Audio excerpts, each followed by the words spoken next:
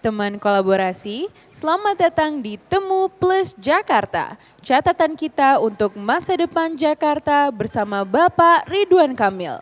Selama acara berlangsung, teman kolaborasi dilarang untuk memasuki tempat acara tanpa membawa bukti registrasi, membawa makanan dan minuman dari luar selain botol minum isi ulang atau tumbler pribadi, membawa atribut politik atau partai dalam bentuk apapun, meneriakan atau melontarkan yel-yel yang mengganggu ketenangan acara selain bertepuk tangan, meninggalkan kursi ketika acara sudah berlangsung, menghisap rokok, termasuk rokok elektronik selama berada di venue acara, membawa senjata api dan senjata tajam, membawa narkoba atau zat terlarang dalam bentuk apapun, membawa pena laser atau sejenisnya, membawa dan membakar petasan, membawa kursi lipat dalam bentuk apapun, membawa banner atau bendera yang menghalangi pengunjung lain, dan memprovokasi atau membuat keributan. Teman kolaborasi diharapkan juga mengaktifkan mode senyap di handphone selama acara berlangsung. Teman kolaborasi, sesaat lagi Temu Plus Jakarta, catatan kita untuk masa depan Jakarta bersama Bapak Ridwan Kamil akan segera berlangsung. Terima kasih.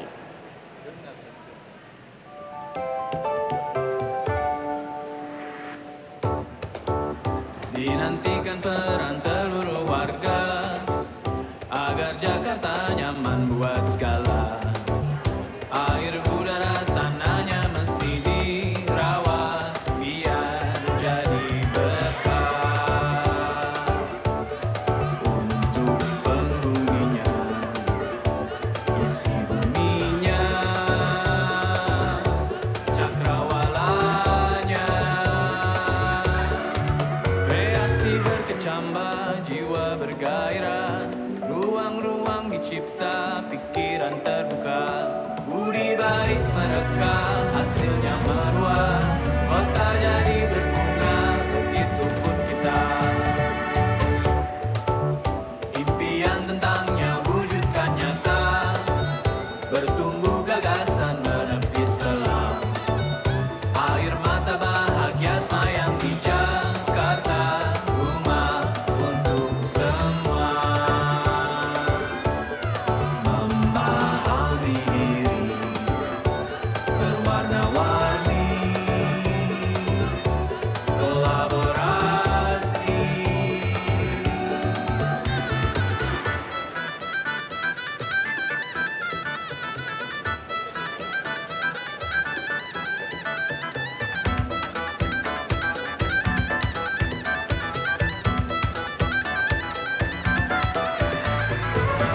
Harapkan bersama, Jakarta dibawa kemana, hati segenap warga. Jakarta, oh Jakarta.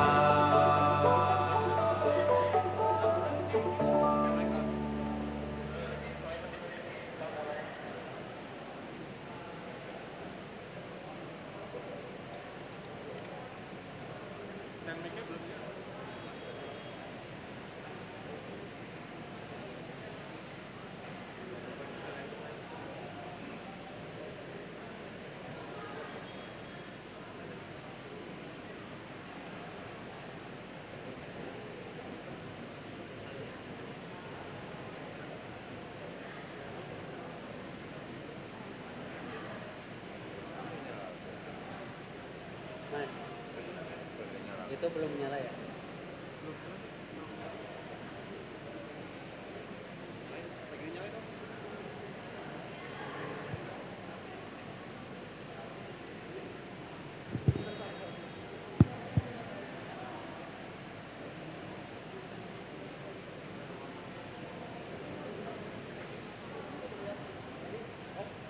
Selamat malam kawan kolaborasi. Assalamualaikum warahmatullahi wabarakatuh. Salam sejahtera untuk kita semua. Om Swastiastu, Namo Buddhaya, salam kebajikan. Buku salah satu hal yang selalu kita baca.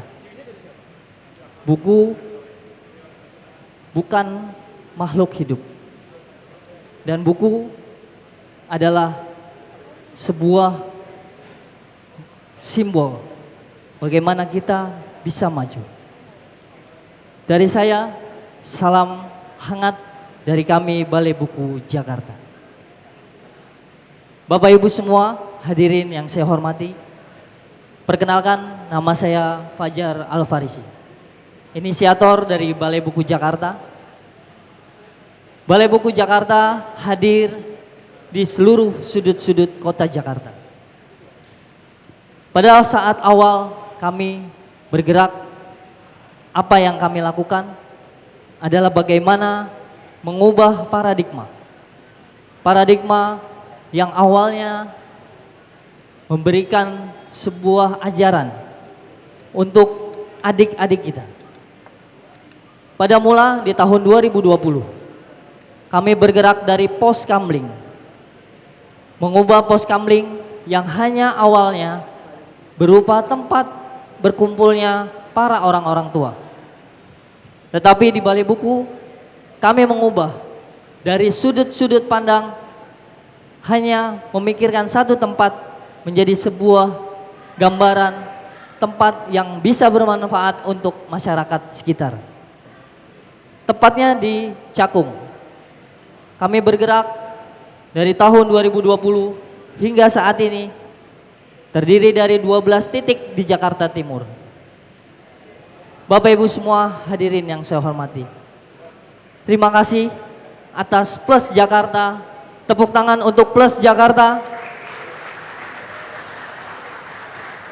Mengangkat Balai Buku Jakarta dan komunitas-komunitas lain di Jakarta untuk hadir bisa membersamai kota besar kita, kota Jakarta, bukan hanya dari satu sudut pandang, melainkan seluruh lapisan masyarakat. Baik yang suka motret, baik yang suka literasi, baik yang suka hobi menari, dan masih banyak lagi komunitas lain yang hadir di Plus Jakarta. Kami berharap Balai Buku Jakarta bukan hanya sebuah simbol yang hanya hadir di setiap seremoni, tetapi juga Balai Buku ingin kawan-kawan semua bisa ikut berkolaborasi.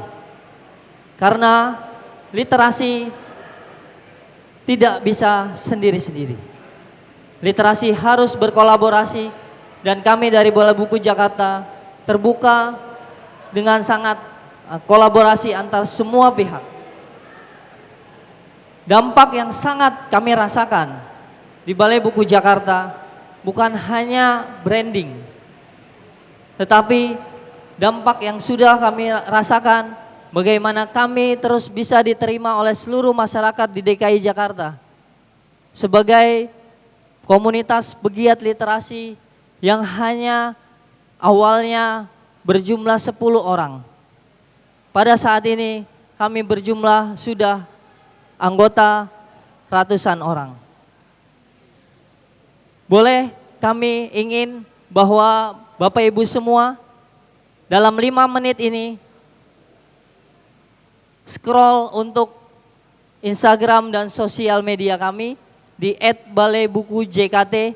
Di situ akan terlihat apa yang kami lakukan dan terus menerus kami lakukan bagaimana di wilayah-wilayah, khususnya di pelosok-pelosok sudut-sudut kota Jakarta.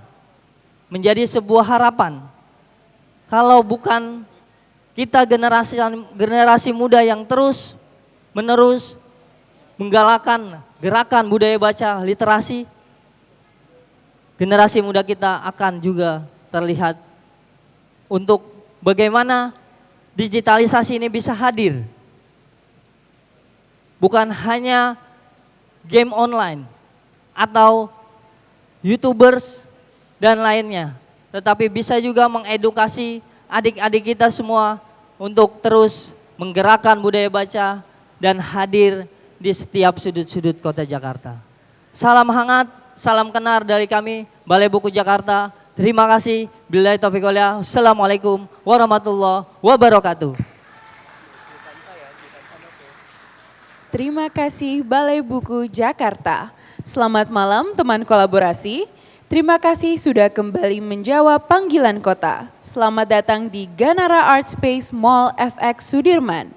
Pada malam hari ini, kita bersama-sama akan bertemu sekaligus memetakan arah gerak kota yang lebih baik ke depannya. Hari ini, Plus Jakarta kembali mengajak semua unsur kota untuk menyalakan semangat atas city branding dan pembangunan kota yang partisipatif di masa depan. Maka dari itu, sebelum melangkah lebih jauh, kita bersama-sama akan mendengarkan gagasan dari ragam perwakilan unsur kota dalam keterlibatan mereka dalam pembangunan kota. Mari kita panggilkan komunitas Plus Jakarta selanjutnya di panggung komunitas.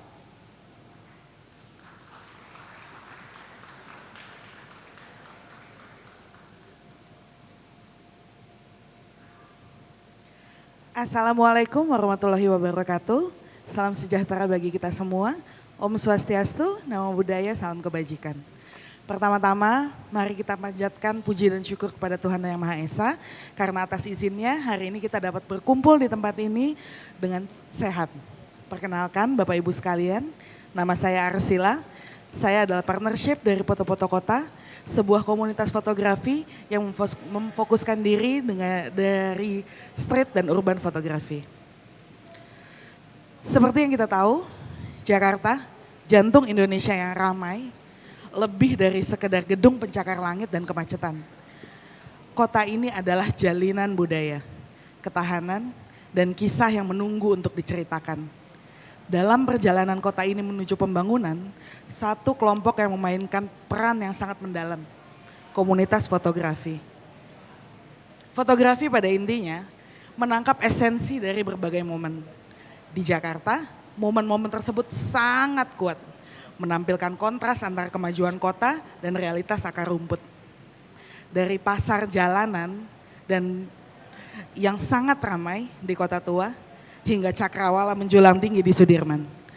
Para fotografer membingkai evolusi Jakarta, memicu percakapan tentang identitasnya. Komunitas fotografi di Jakarta bukan hanya tentang seni, ini tentang keterlibatan. Lensa kami mendokumentasikan denyut nadi kota, seringkali menyoroti berbagai isu yang mungkin diabaikan oleh para perencana kota dan pembuat kebijakan. Melalui pameran, platform daring, dan acara publik, para seniman yang tergabung dalam komunitas kami menumbuhkan kesadaran akan isu-isu perkotaan. Karya kami mempengaruhi kesadaran kolektif kota yang mendorong warga untuk menghargai sejarah Jakarta. Ruang terbuka hijau dan juga suara-suara yang terpinggirkan. Ini bukan sekedar dongeng, ini adalah advokasi. Selain kritik, teman-teman fotografer terlibat aktif dalam pembangunan komunitas. Salah satu contoh nyata adalah ketika kami melakukan kegiatan 17 Agustusan bersama dengan anak-anak nelayan di Cilincing, pesisir kota Jakarta. Kami berkolaborasi dengan brand-brand besar untuk memberikan kelas-kelas fotografi dan bantuan terhadap anak-anak tersebut. Seberapa tertarik dan excitednya mereka terhadap fotografi. Dan ternyata banyak sekali dari anak-anak itu yang jago dalam hal fotografi. Selain itu, era digital juga memperkuat pengaruh mereka. Salah satu foto viral di Instagram dapat memicu kampanye untuk melestarikan situs warisan, meningkatkan pengelolaan limbah, atau bahkan mendesain ulang ruang publik. Dengan cara ini, fotografer tidak hanya menjadi pengamat pertumbuhan Jakarta, tapi juga katalisator untuk tindakan. Pembangunan Jakarta sering sekali digambarkan sebagai tindakan penyeimbangan. Kemajuan versus pelestarian, tradisi versus modernitas. Komunitas fotografi berdiri di persimpangan jalan, menjembatani kesenjangan ini. Keterlibatan kami menunjukkan bahwa pembangunan kota bukan hanya tentang cetak biru dan kebijakan, tapi juga tentang orang, perspektif, dan cerita yang kita pilih untuk dibagikan. Pada akhirnya, foto-foto kota menawarkan lebih dari sekedar gambar. Kami menawarkan wawasan, urgensi, dan harapan. Dan mungkin melalui lensa kami, Jakarta dapat menemukan jalan menuju masa depan yang menghormati masa lalunya sambil merangkul kemajuan. Akhir kata, wassalamualaikum warahmatullahi wabarakatuh. Shalom, Om Santi Santi Om.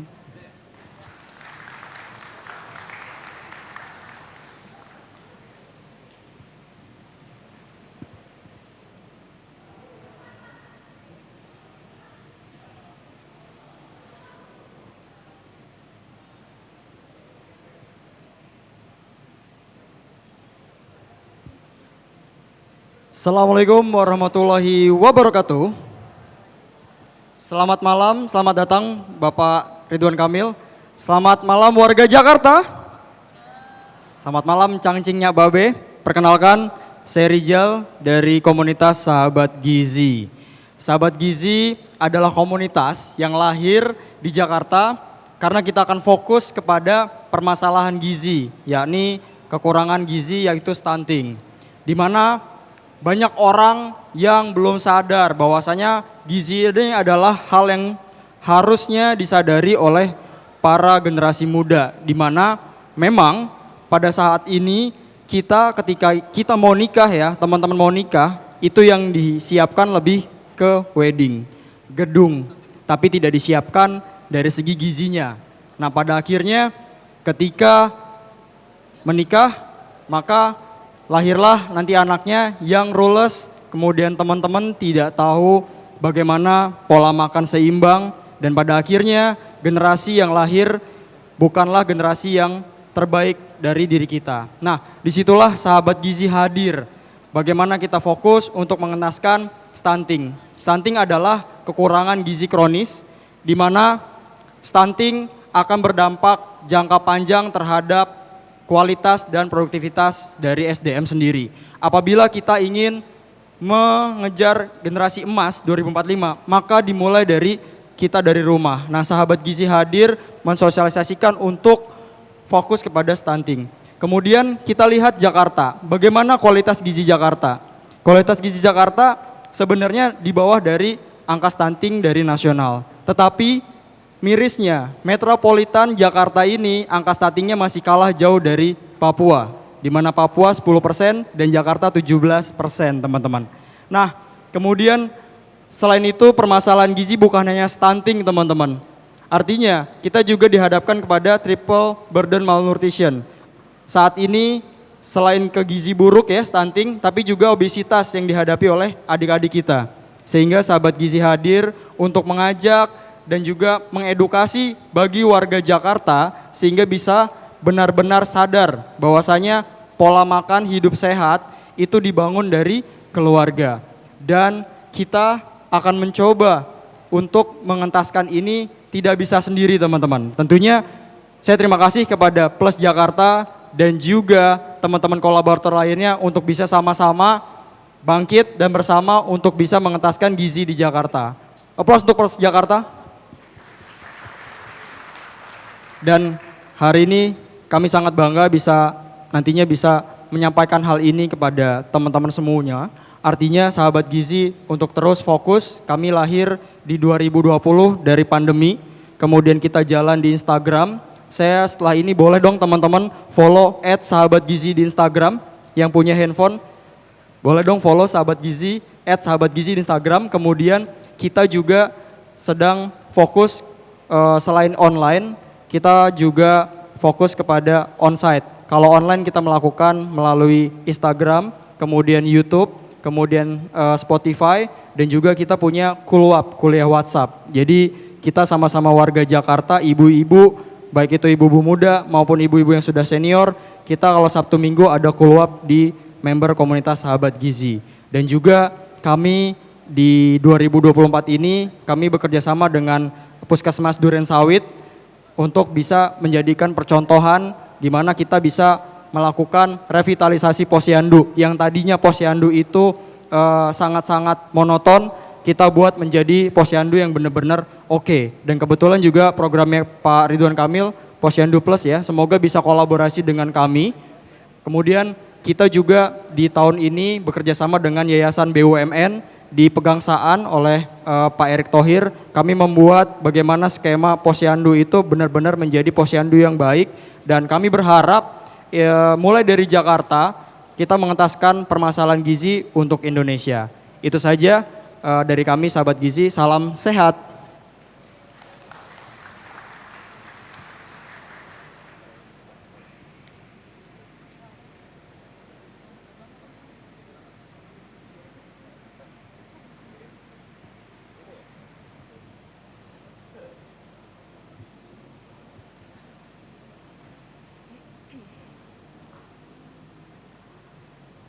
Halo, Assalamualaikum warahmatullahi wabarakatuh. Halo teman-teman semua, tunggu.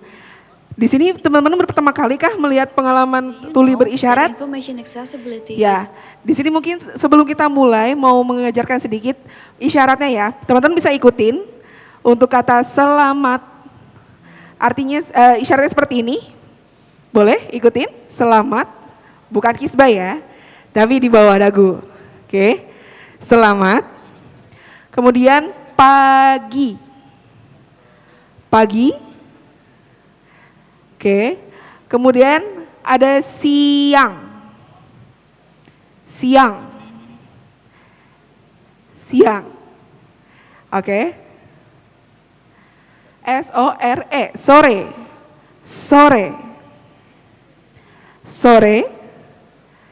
Terakhir malam. Malam. Malam. Oke. Cukup mungkin belajar di sindonya. Teman-teman selamat malam. Selamat malam. Oke, udah bisa jawabnya ya. Seru belajar Visindo. Ya, mungkin ada beberapa teman-teman yang dulu belum tahu gimana caranya belajar Visindo. Nah, ini mungkin kesempatan bisa mengenal dengan kami. Sebelumnya terima kasih untuk waktu untuk teman-teman semua yang sudah hadir di sini. Sedikit ingin bertanya kepada teman-teman semua. Kalian sudah pernah bertemu dengan teman tuli dan berinteraksi dengan teman tuli? Ada yang sudah pernah? Boleh angkat tangannya? Boleh? Boleh? Siapa lagi? Oke, sudah lumayan banyak ya. Ada yang sudah, ada yang belum. It's okay, nggak apa-apa. Hari ini mungkin di sini akan banyak pelajaran baru melihat saya ada di sini. Izin memperkenalkan diri, nama saya ARSA. Teman-teman tuli biasanya punya panggilan isyarat Arsa. Seperti ini. Arsa. Saya adalah strategi community dari silang.id. Silang.id ini apa sih? Silang.id ini adalah platform aksesibilitas khusus untuk tuli di mana memberikan layanan juru bahasa isyarat, termasuk juga juru bahasa isyarat secara profesional. Misinya apa? Sederhana, di mana untuk bisa membuat ekosistem yang inklusif, di mana akses untuk berkomunikasi sangat terbuka untuk teman-teman tuli. Seperti itu. Coba dibayangkan, misalkan teman-teman datang nih ke acara ramai sekali. Banyak informasi-informasi penting, contoh seperti hari ini. Tapi masalahnya banyak yang gak paham. Tidak ada yang bisa membantu untuk teman-teman tuli mendapatkan informasi itu. Nah, ini pengalaman yang teman-teman tuli rasakan untuk mendapatkan informasi itu sangat terhambat. Baik di Jakarta, seperti di acara-acara, di layanan fasilitas umum. Tidak adanya akses untuk mereka. Contoh aksesnya adalah juru bahasa isyarat. Belum terakomodir dengan baik. Nah, itu yang teman-teman tuli rasakan. Mereka sangatlah tertinggal tentang informasi. Di satu sisi, kesempatan kerja pun juga terbatas untuk teman-teman tuli. Kenapa? Karena orang-orang masih berpikir atau stigmatisasi untuk tidak meng-hiring teman-teman tuli. Karena memang sistem inklusifnya belum mendukung. Ini adalah masalah yang mungkin kita harus aware, harus kita sadari bersama. Bukan hanya komunitas tuli saja. Dari komunitas tuli, ini bukanlah kelompok minoritas yang harus dibantu, tapi sama-sama adalah warga Jakarta yang mempunyai hak yang setara untuk bisa mendapatkan kesempatan yang lainnya. Tidak hanya itu saja, oleh karena itu, saya ingin mengajak teman-teman bisa berkolaborasi untuk bisa mengubah Jakarta yang lebih baik. Dan bisa menjadi Jakarta yang mempunyai kesempatan, memberikan kesempatan kepada warga Jakarta yang menjadi kesetaraan yang sama. Kalau bukan kita, siapa lagi yang memulainya? Kalau bukan sekarang, kapan lagi kita memulainya? Ayo teman-teman semua, kita bersama untuk mengubah supaya Jakarta bisa terbuka, khususnya untuk bisa memenuhi hak dan memberikan kesempatan untuk warga Jakarta, khususnya teman-teman tuli, termasuk komunitas tuli. Dengan harapan dari kolaborasi semua ini, kita bisa membuat Jakarta menjadi tidak hanya inklusif saja, tapi bisa juga menjadi Jakarta yang menjadi global city. Dan betul-betul bisa menunjukkan kesetaraan. Kalau teman-teman mau berkolaborasi yang inklusif atau mau workshop di Sindo dan yang lainnya, bisa follow Instagram kita di silang.ig. Bisa DM, nanti bisa kita sambungkan ke teman-teman kita yang lainnya. Cukup mungkin untuk menutup akhir di sini, mau mengucapkan sedikit terkait dengan isyarat yang penting. Pertama, terima kasih. Terima kasih. Kedua, mungkin ada Pak Ridwan Kamil sudah punya nama panggilan isyarat ya Pak? Pak Ridwan Kamil, seperti ini. Pak Ridwan Kamil. Kemudian yang ketiga, tepuk tangan untuk teman-teman tuli seperti ini. Terima kasih sudah memperhatikan. Selamat malam teman-teman semua.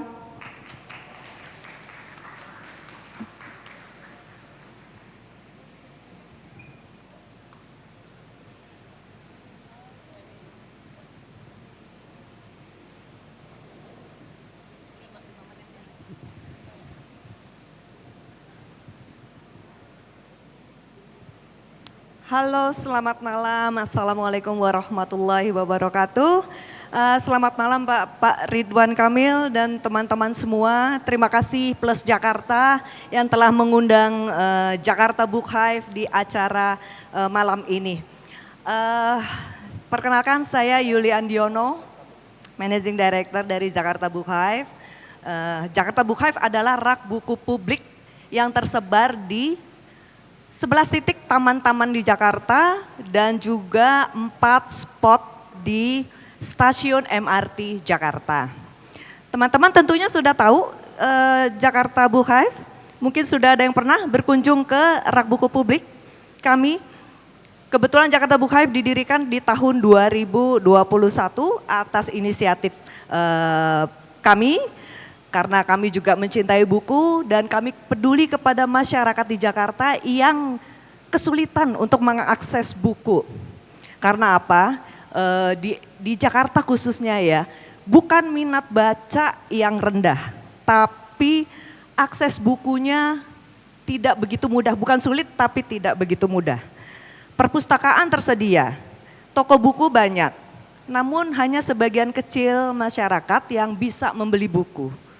Mungkin karena harganya mahal dan lain-lain. Karena terkait pajak juga ya Pak. Gitu. Nah, Book Hive hadir sebagai alternatif bagaimana mendidik masyarakat Jakarta dengan buku. Meningkatkan daya baca buku dengan fasilitas lemari yang bentuknya trapesium. Dan ini teman-teman bisa mengaksesnya dengan mudah, meminjam buku dengan gratis. Tetapi kami juga mensyaratkan bahwa ketika Anda meminjam, Anda juga mendonasikan buku di rak buku publik Jakarta Book Hive. Tentunya buku-buku yang sudah kalian baca, begitu ya. Jadi teman-teman semua bisa ikut serta gotong royong menyebarkan daya baca di lingkungan kalian gitu. Daripada buku-buku yang sudah kalian baca hanya tersimpan di rumah, nanti dirayapin. Atau kalau diloakin sayang juga gitu, lebih baik buku yang sudah kalian baca itu ditaruh kembali didonasikan ke Jakarta Book Hive dan teman-teman yang lain juga bisa membacanya. Nah kepada teman-teman pencinta buku, pemangku kebijakan kota. Saya juga pernah menyampaikan catatan dan pemikiran saya ini tentang membangun kota dengan daya tarik buku.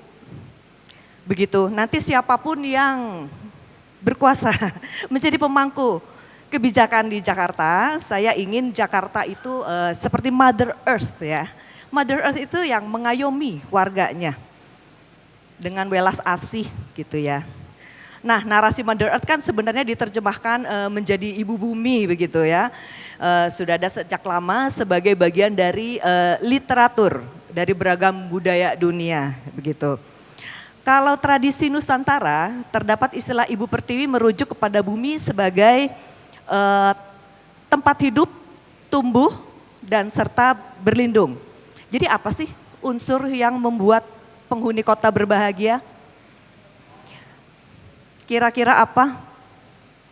Dalam arti terpenuhi kebutuhan dasar, salah satunya penduduk hidup bersama fasilitas kota yang memadai dan nyaman. Saya ingin Jakarta Book Hive yang sekarang ada juga dapat diakses dengan mudah. Dengan berjalan kaki ataupun dengan menggunakan moda transportasi Jakarta.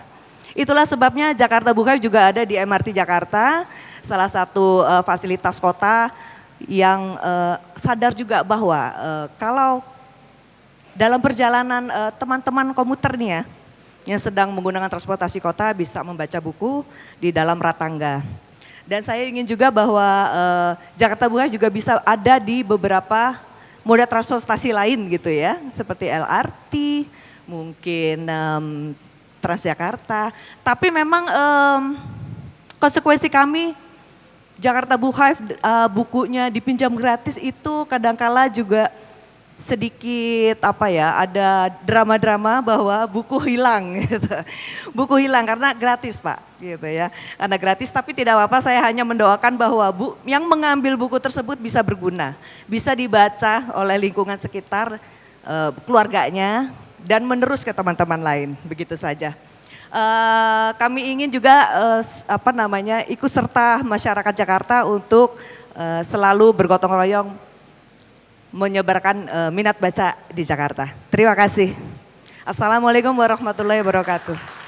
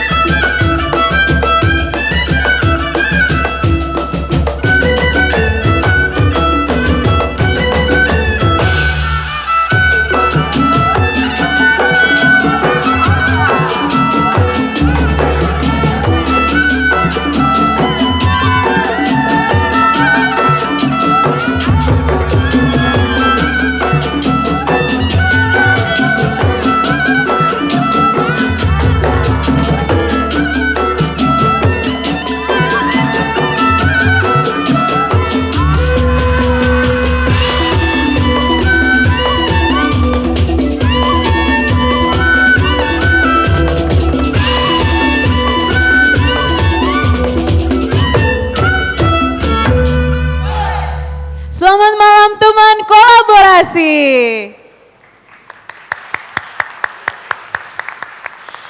Baik, selamat malam teman kolaborasi. Kepada Bapak Ridwan Kamil, selamat datang Pak beserta tim. Kepada kolaborator, perwakilan komunitas dan seluruh tamu undangan, selamat datang dalam Temu Plus Jakarta. Catatan kita untuk masa depan Jakarta bersama Ridwan Kamil. Perkenalkan, aku Kansa, salah satu kawan kolaborasi di Plus Jakarta yang memandu acara pada malam hari ini. Terima kasih untuk kehadiran semuanya. Acara ini dibuat oleh teman-teman Plus Jakarta dengan mengajak seluruh teman kolaborasi untuk bertemu dan menyuarakan catatan hingga harapan akan kota kita kepada satu dari 3 calon gubernur Jakarta, yaitu Bapak Ridwan Kamil dalam edisi Temu Plus Jakarta. Acara ini jadi momentum diskusi sekaligus mendengar bukan hanya komitmen identitas kota kita, tetapi juga kota ke depannya. Selanjutnya, kita akan segera masuk ke acara utama yaitu diskusi kota yang akan dipandu oleh Kak William Reynolds selaku Executive Director Plus Jakarta. Kepada Kak William, kami persilahkan.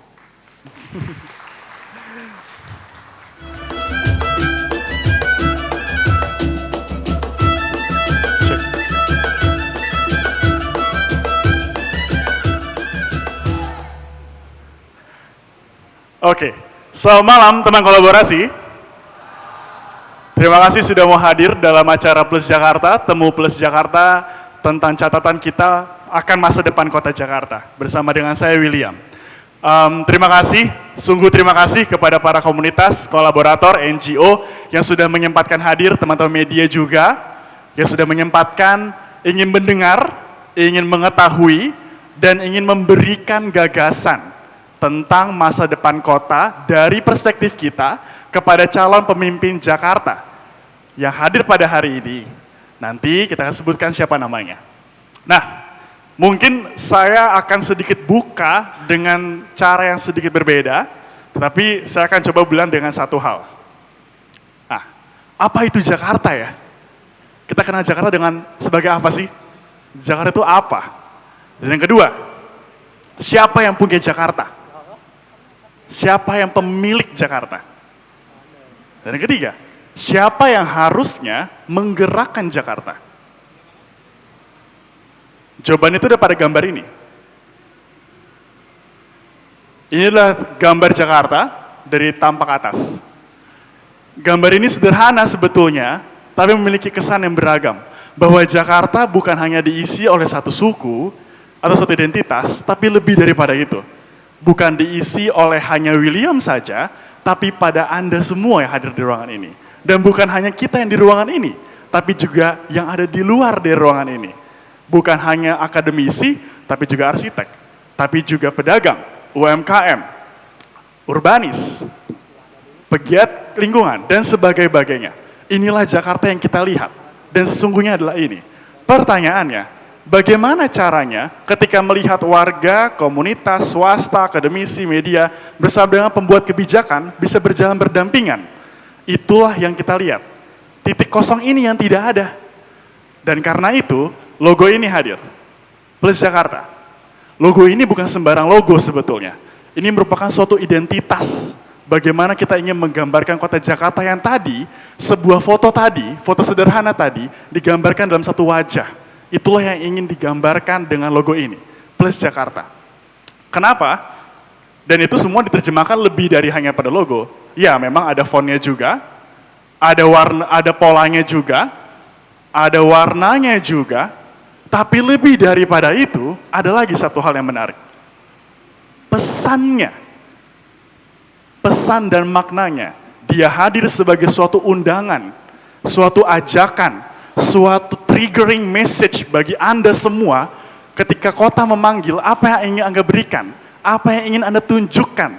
Dan pertanyaan ini, kalau dilihat ada politikus, desainer, dan sebagainya, sekarang kita juga akan mendengar salah satu calon gubernur kita berkata, ketika Jakarta memanggil beliau, apa yang akan beliau jawab, apa yang akan beliau berikan untuk Jakarta, apa yang ingin beliau bangun untuk Jakarta, itu yang kita sebagai warga berhak untuk mengetahuinya.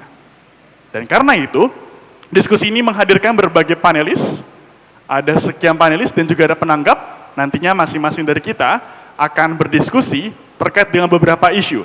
Tentu tidak bisa mewakili semua, tetapi setidak-tidaknya bisa menggambarkan hal-hal kunci yang perlu diperhatikan untuk mewujudkan kota global.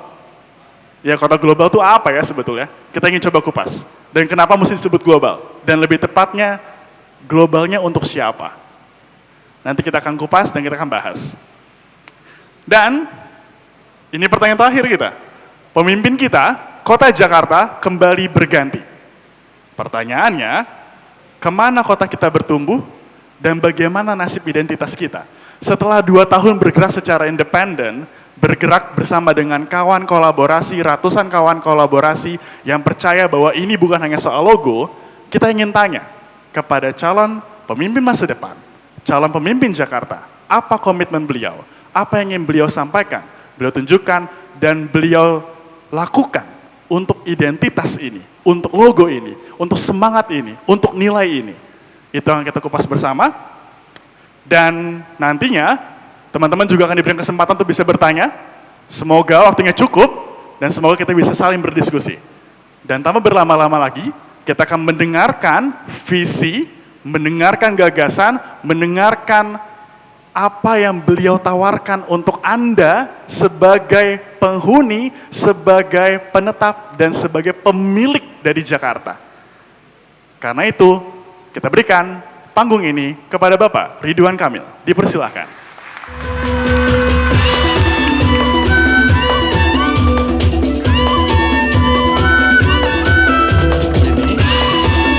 Butuh clicker.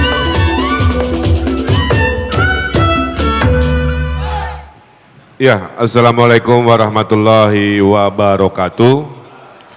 Selamat malam, salam sejahtera, Om Swastiastu, Namo Buddhaya, salam kebajikan.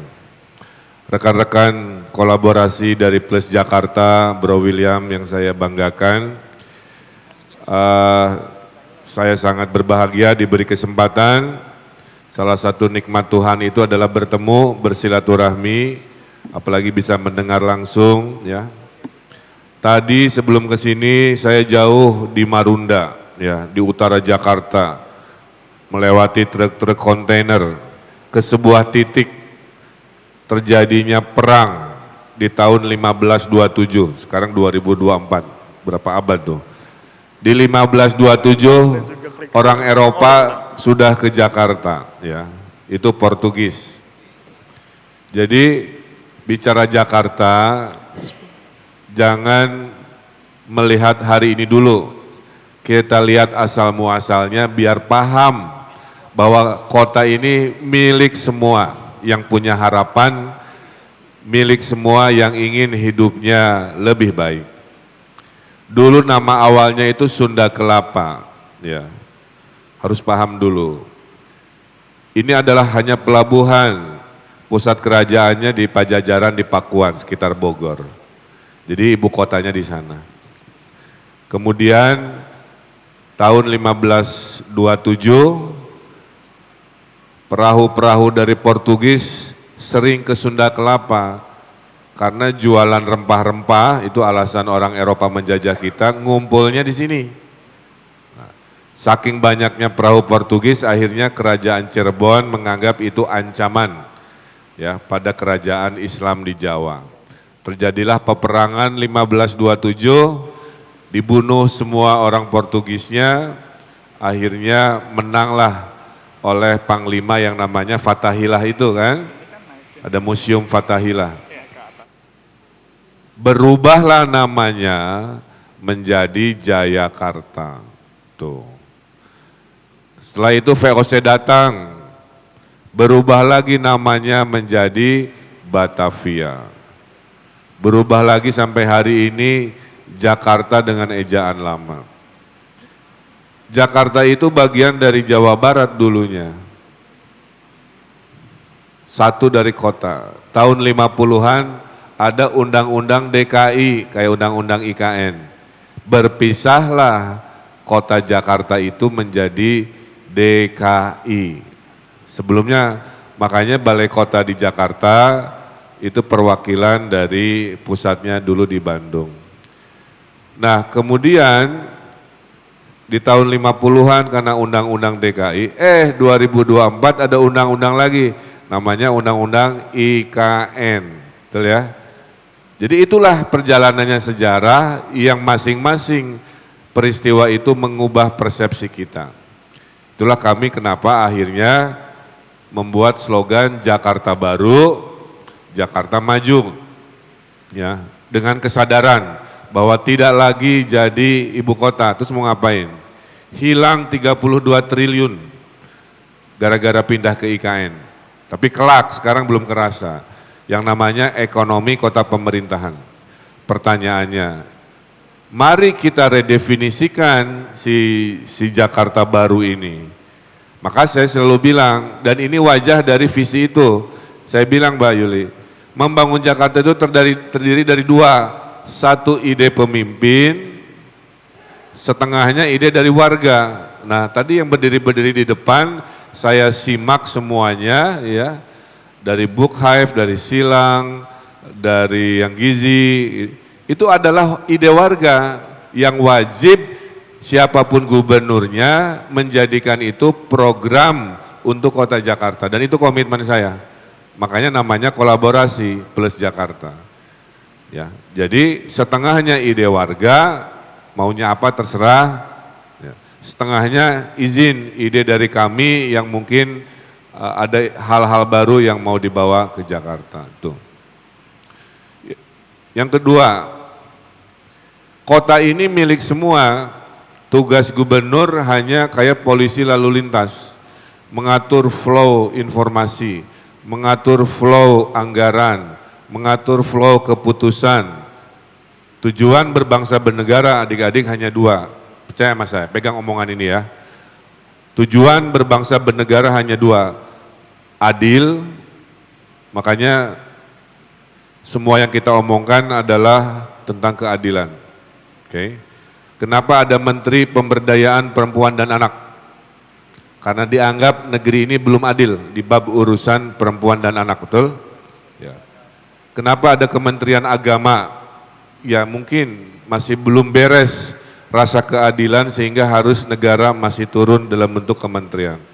Jadi membangun negara ini dua ya, satu keadilan, dua sejahtera, atau bahasa undang-undangnya adil makmur. Jadi Gubernur Jakarta cuma dua tujuannya, mengadilkan yang dirasa tidak adil. Pak, saya disabilitas kok LRT MRT-nya belum gratis, menurut kami tidak adil, ayo kita ngobrol, kita adilkan. Pak, saya lansia di mana-mana, kok yang kiri dapat, saya nggak dapat, Pak Ridwan. Oke, nanti kita adilkan, berarti datanya keliru ya, sama-sama lansia, kiri dapat, kanan nggak dapat. Itu, ya. Pak, saya pencinta hewan, kok kotanya tidak ramah, tidak ada taman hewan, tidak ada vaksin gratis atau apa buat sterilisasi. Oke, kalau itu dianggap perjuangan keadilan. Tuh, nanti kerjaan saya ngurusin itu, protes-protes dari berbagai sektor yang merasa golongan kami merasa kurang adil. Oke. Setengahnya lagi adalah golongan yang ingin sejahtera. Kenapa pada pindah ke Jakarta? Saya kemarin didukung oleh suku Batak. Kemarin ada namanya Puja Kesuma. Bukan orang Jawa lahir di Jawa, itu beda lagi, ada sub lagi. Puja Kesuma itu putra Jawa kelahiran Sumatera. Oke. Pak, dulu mbah saya disuruh Belanda dari Jawa kerja ke Sumatera. Sampai matinya di situ, saya lahir. Tapi orang Jawa gitu. Kebayang ya? Sejahtera.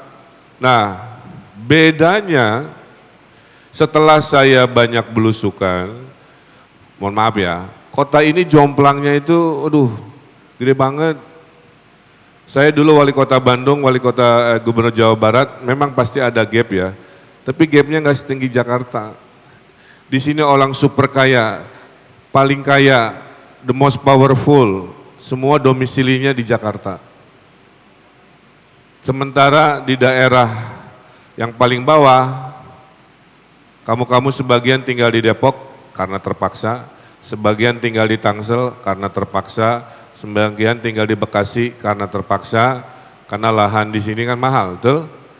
Jadi lupakan mimpi di sini, ibaratnya begitu. Di Tanah Tinggi, mungkin sudah viral ya, tinggal 3x4, 3 keluarga gantian tidur. Ya, kebayang nggak? Jadi itu masalahnya. Makanya visi misi saya yang paling sederhana adalah berkolaborasi. Makanya cocok dengan tema ini. Kita ngobrol, kita bikin apa Jakarta, setengahnya versi kamu, setengahnya versi kami yang terpilih. Digabung, itulah plus Jakarta, kira-kira gitulah ya. Jadi visi misi gubernur dan visi misi warga plus Jakarta. Jadi poinnya itu. Nah, kami punya rumus how-nya.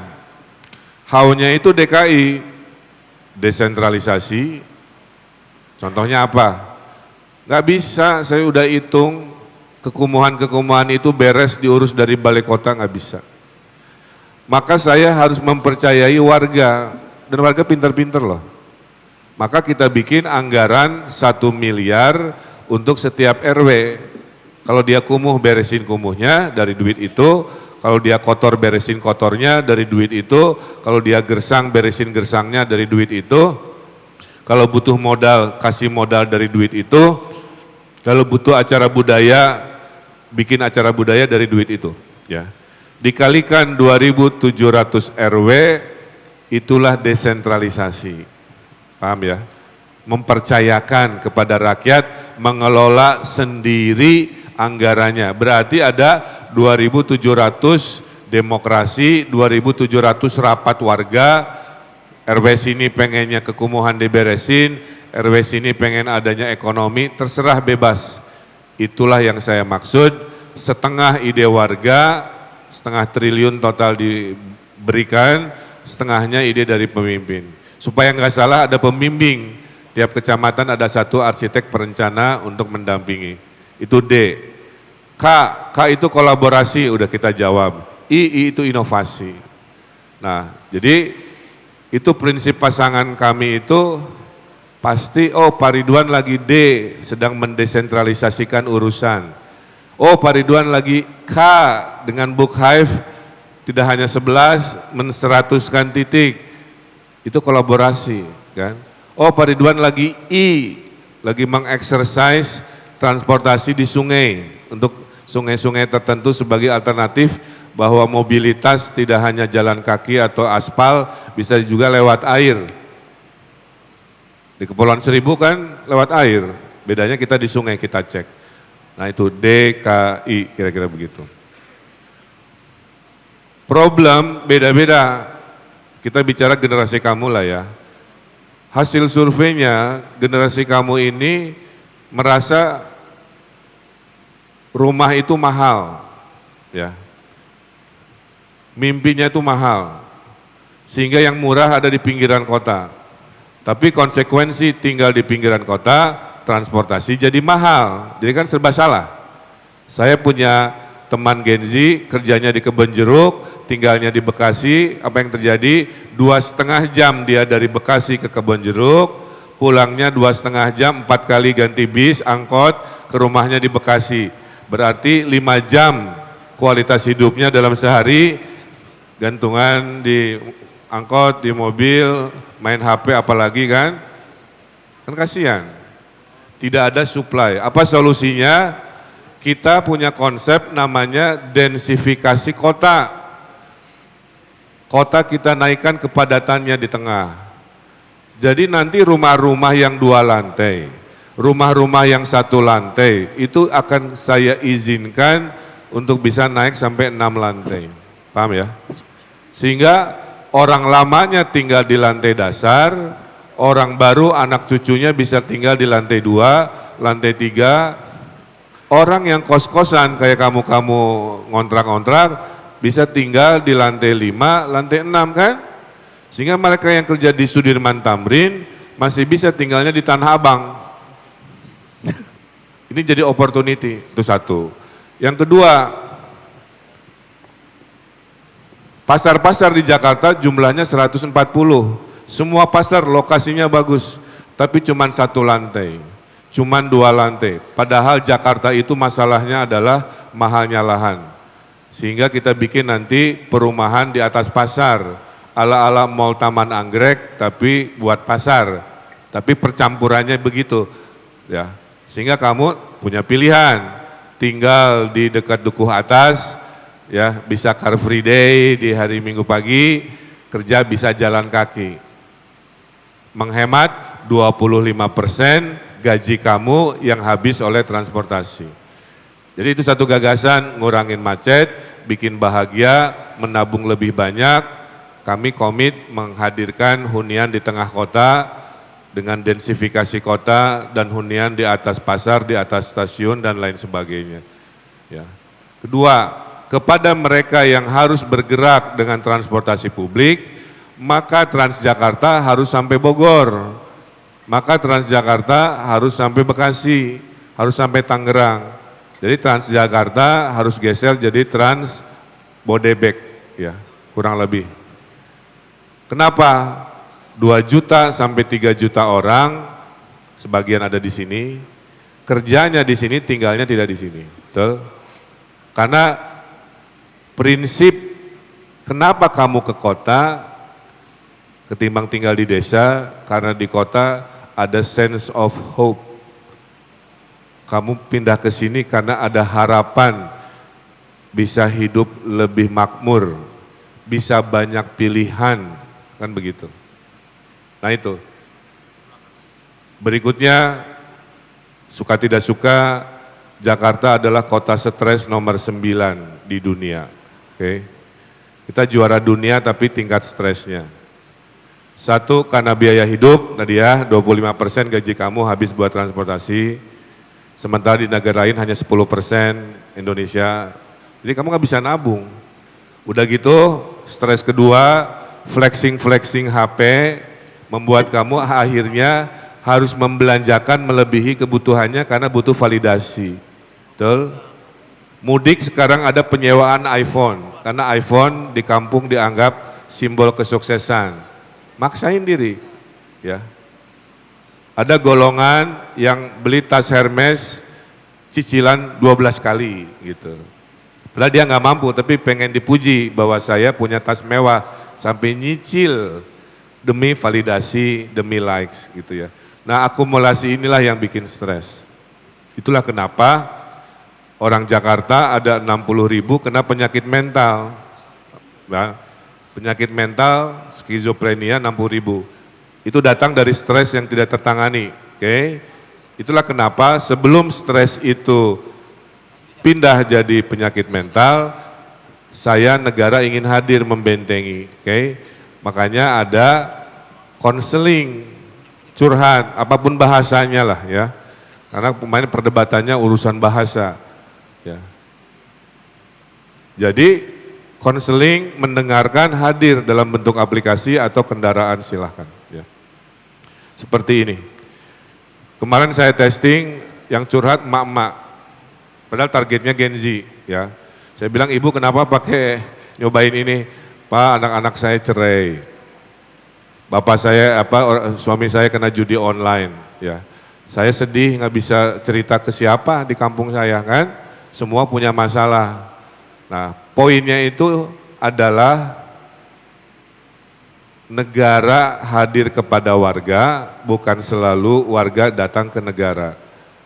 Karena hasil surveinya, 43% warga Jakarta merasa ke fasilitas kesehatan itu susah, repot. Sehingga saya ubah konsepnya, ya udahlah negara nambahin duit, layanan negara datang kepada warga, bukan selalu warga datang kepada layanan negara, paham ya? Ini terjadi pada dokter keliling juga, lansia-lansia yang susah bergerak kayak tadi ya, ngejoprak di lantai tadi saya datang. Dia nggak bisa apa-apa, mau pergi susah, diangkut susah. Nah kita ada program yang namanya dokter keliling. Nah singkat cerita, Jakarta itu akan jadi kota global, berarti kan pergaulannya harus internasional tadi pertanyaannya. Berarti kalau bikin event, eventnya harus internasional. Setengahnya konser musisi nasional, setengahnya Taylor Swift, setengahnya Coldplay, kemarin Blackpink dan seterusnya. Bisnis, setengahnya yang kantor di sini adalah perusahaan nasional, setengahnya harus perusahaan global. Itu definisi kota global itu pergaulannya global. 2, kita bukan kota industri, bukan kota pertanian, kita kota ekonomi kreatif. Maka kota digital akan jadi visi. Kita akan bikin Jakarta Digital Academy. 100.000 Gen Z dilatih supaya melek digital karena tahun 2030 lowongan pekerjaan 3 juta itu adalah digital. Jadi semua harus siap, maka kita latih bagi yang tidak siap. Kan? Yang ketiga, visi ekonomi adalah kota wisata internasional. Karena mentok-mentok kan cuma Ancol, betul? Di level atas Ancol apa? Kan nggak ada. Jadi itulah kenapa orang asing kalau ke Jakarta nginepnya cuma semalam. sisanya kembali kemana-kemana. Maka kita akan bikin wisata internasional di utara, ya, di Kepulauan Seribu dengan segala. Nah, kombinasi itu akan menghasilkan lowongan pekerjaan 1 juta buat generasi kamu. 600.000 kerja kantoran, 300.000 kerja UMKM, dan 100.000 kerja-kerja yang sifatnya padat karya. Jadi itulah kira-kira ya, sebelum kita diskusi, bahwa kita ingin mengadilkan Jakarta, kita ingin mengkolaborasikan gagasan Jakarta setengah-setengah, kita ingin mensejahterakan yang bawah, karena ekonomi Pancasila itu adalah meninggikan yang rendah, meluaskan yang sudah tinggi. Paham ya? Jadi yang kaya silahkan makin kaya, tapi yang miskin harus kita bawa, kita dorong. Itu prinsip ekonominya. Saya hanya menawarkan pengalaman, oke? Mungkin dengan paslon lain ya mirip-mirip ya solusinya. Cuman bedanya saya ada rekam jejak. Saya 7 tahun diaspora di luar negeri, kerjanya mendesain kota, yaitu memang ilmunya. Kemudian pulang, saya 7 tahun penasehat Pak Sutioso, penasehat Pak Fauzi Bowo di bidang itu juga tata kota. Kemudian saya 5 tahun wali kota Bandung, 5 tahun gubernur Jawa Barat, sekarang kurator IKN juga, ngurusnya apa? Tata kota juga. Jadi kalau dirasa spek calonnya yang ada tata kotanya, mudah-mudahan pasangan Ridho bisa mengisi ruang-ruang ekspektasi itu. Ya. Terakhir, karena kita hidup di negara Pancasila, seringkali suka jadi bahasan, semua pemimpin harus bersumpah, dia adalah pemimpin untuk semua golongan, dia pemimpin untuk semua agama, dia pemimpin untuk semua etnisitas, betul? Gubernur Jakarta bukan gubernur suku-suku daerah. Pak Anies dengan Pak Ahok beda agama, beda etnisitasnya. Betul? Pak Jokowi dengan Pak Fauzi Bowo, satu Jawa, satu Betawi, beda etnisitasnya. Pak Sutioso dengan Bang Ali Sadikin, satu Jawa, satu Sunda, beda etnisitasnya. Jadi Jakarta tidak bisa dikotak-kotakan menjadi, oh ini kota daerah harus etnisitas tertentu. Dari zaman dahulunya tadi Portugis, Belanda, semua kesini mencari harapan. Itulah kenapa ini milik semua orang. Itulah kenapa membangun Jakarta nggak bisa otoriter, nggak bisa gimana pemimpinnya, setengahnya harus dari warga. Itulah kenapa saya dukung Plus Jakarta dilanjutkan. Karena oleh PJ Gubernur diberhentikan karena dianggap ini program Pak Anies katanya, oh gitu ya. Saya nggak begitu, yang bagus ya ngapain dibikin baru, betul? Nggak semua harus dari nol, trust me. Saya melanjutkan apa yang bagus dari Pak Anies. KJP dipertahankan, Plus Jakarta saya dukung lagi kan. Tapi mohon izin, ada hal baru di era baru yang ingin saya hadirkan, itulah kombinasi keberlanjutan. Kalau masalah politik itu biasa ya, dulu rival, sekarang berkawan, kan begitu. Dulu di Pilpres berpisah, sekarang wakil saya, dulu di Pilpres berpisah, sekarang jadi wakil saya. Dulu Pak Anies dan PDIP berantem-berantem, sekarang bergabung. Ya itulah, makanya itulah demokrasi, setuju ya? Yang penting mah mana yang cocok-cocokan aja. Karena pemilu bukan memilih orang pintar, kadang-kadang pemilu itu memilih orang beruntung, ya. Ya mudah-mudahan saya masuk golongan yang beruntung. Ya. Terima kasih, saya kira itu semangatnya dari pengalaman, dari semangat kolaborasi, mudah-mudahan cocok.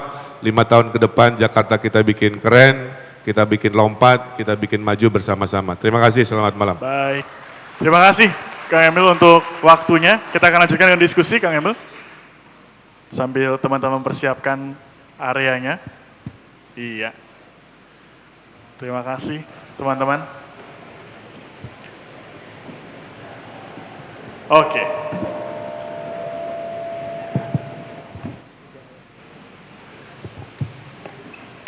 Oke, baik Kang Emil. Kita lanjutkan Kang Emil dengan diskusi. Saya akan coba sebutkan satu persatu panelisnya akan menemani kita pada diskusi hari ini. Yang pertama adalah merupakan salah satu pendiri dan CEO Think Policy, lulusan Magister Kebijakan Publik Harvard University ini memiliki pengalaman hampir 1 dekade di sektor penanganan kebijakan iklim dan pengembangan sumber daya manusia. Terbaru, ia menerbitkan buku berjudul Menjadi, yang mempromosikan pemikiran kritis dan kesadaran tentang isu-isu sosial. Teman-teman semua, kita sambut Andita Verseli Utami.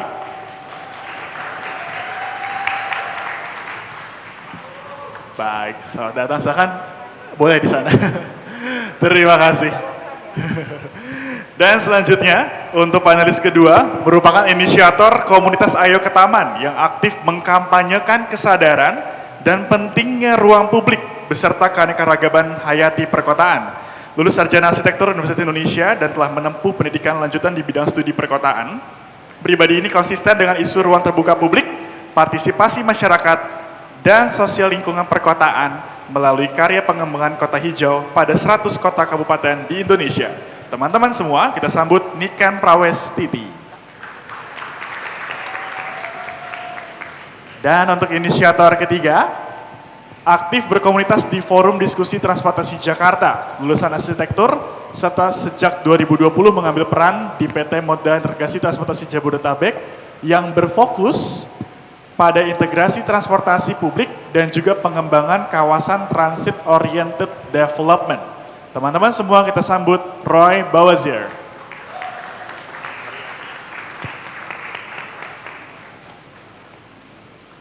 Baik.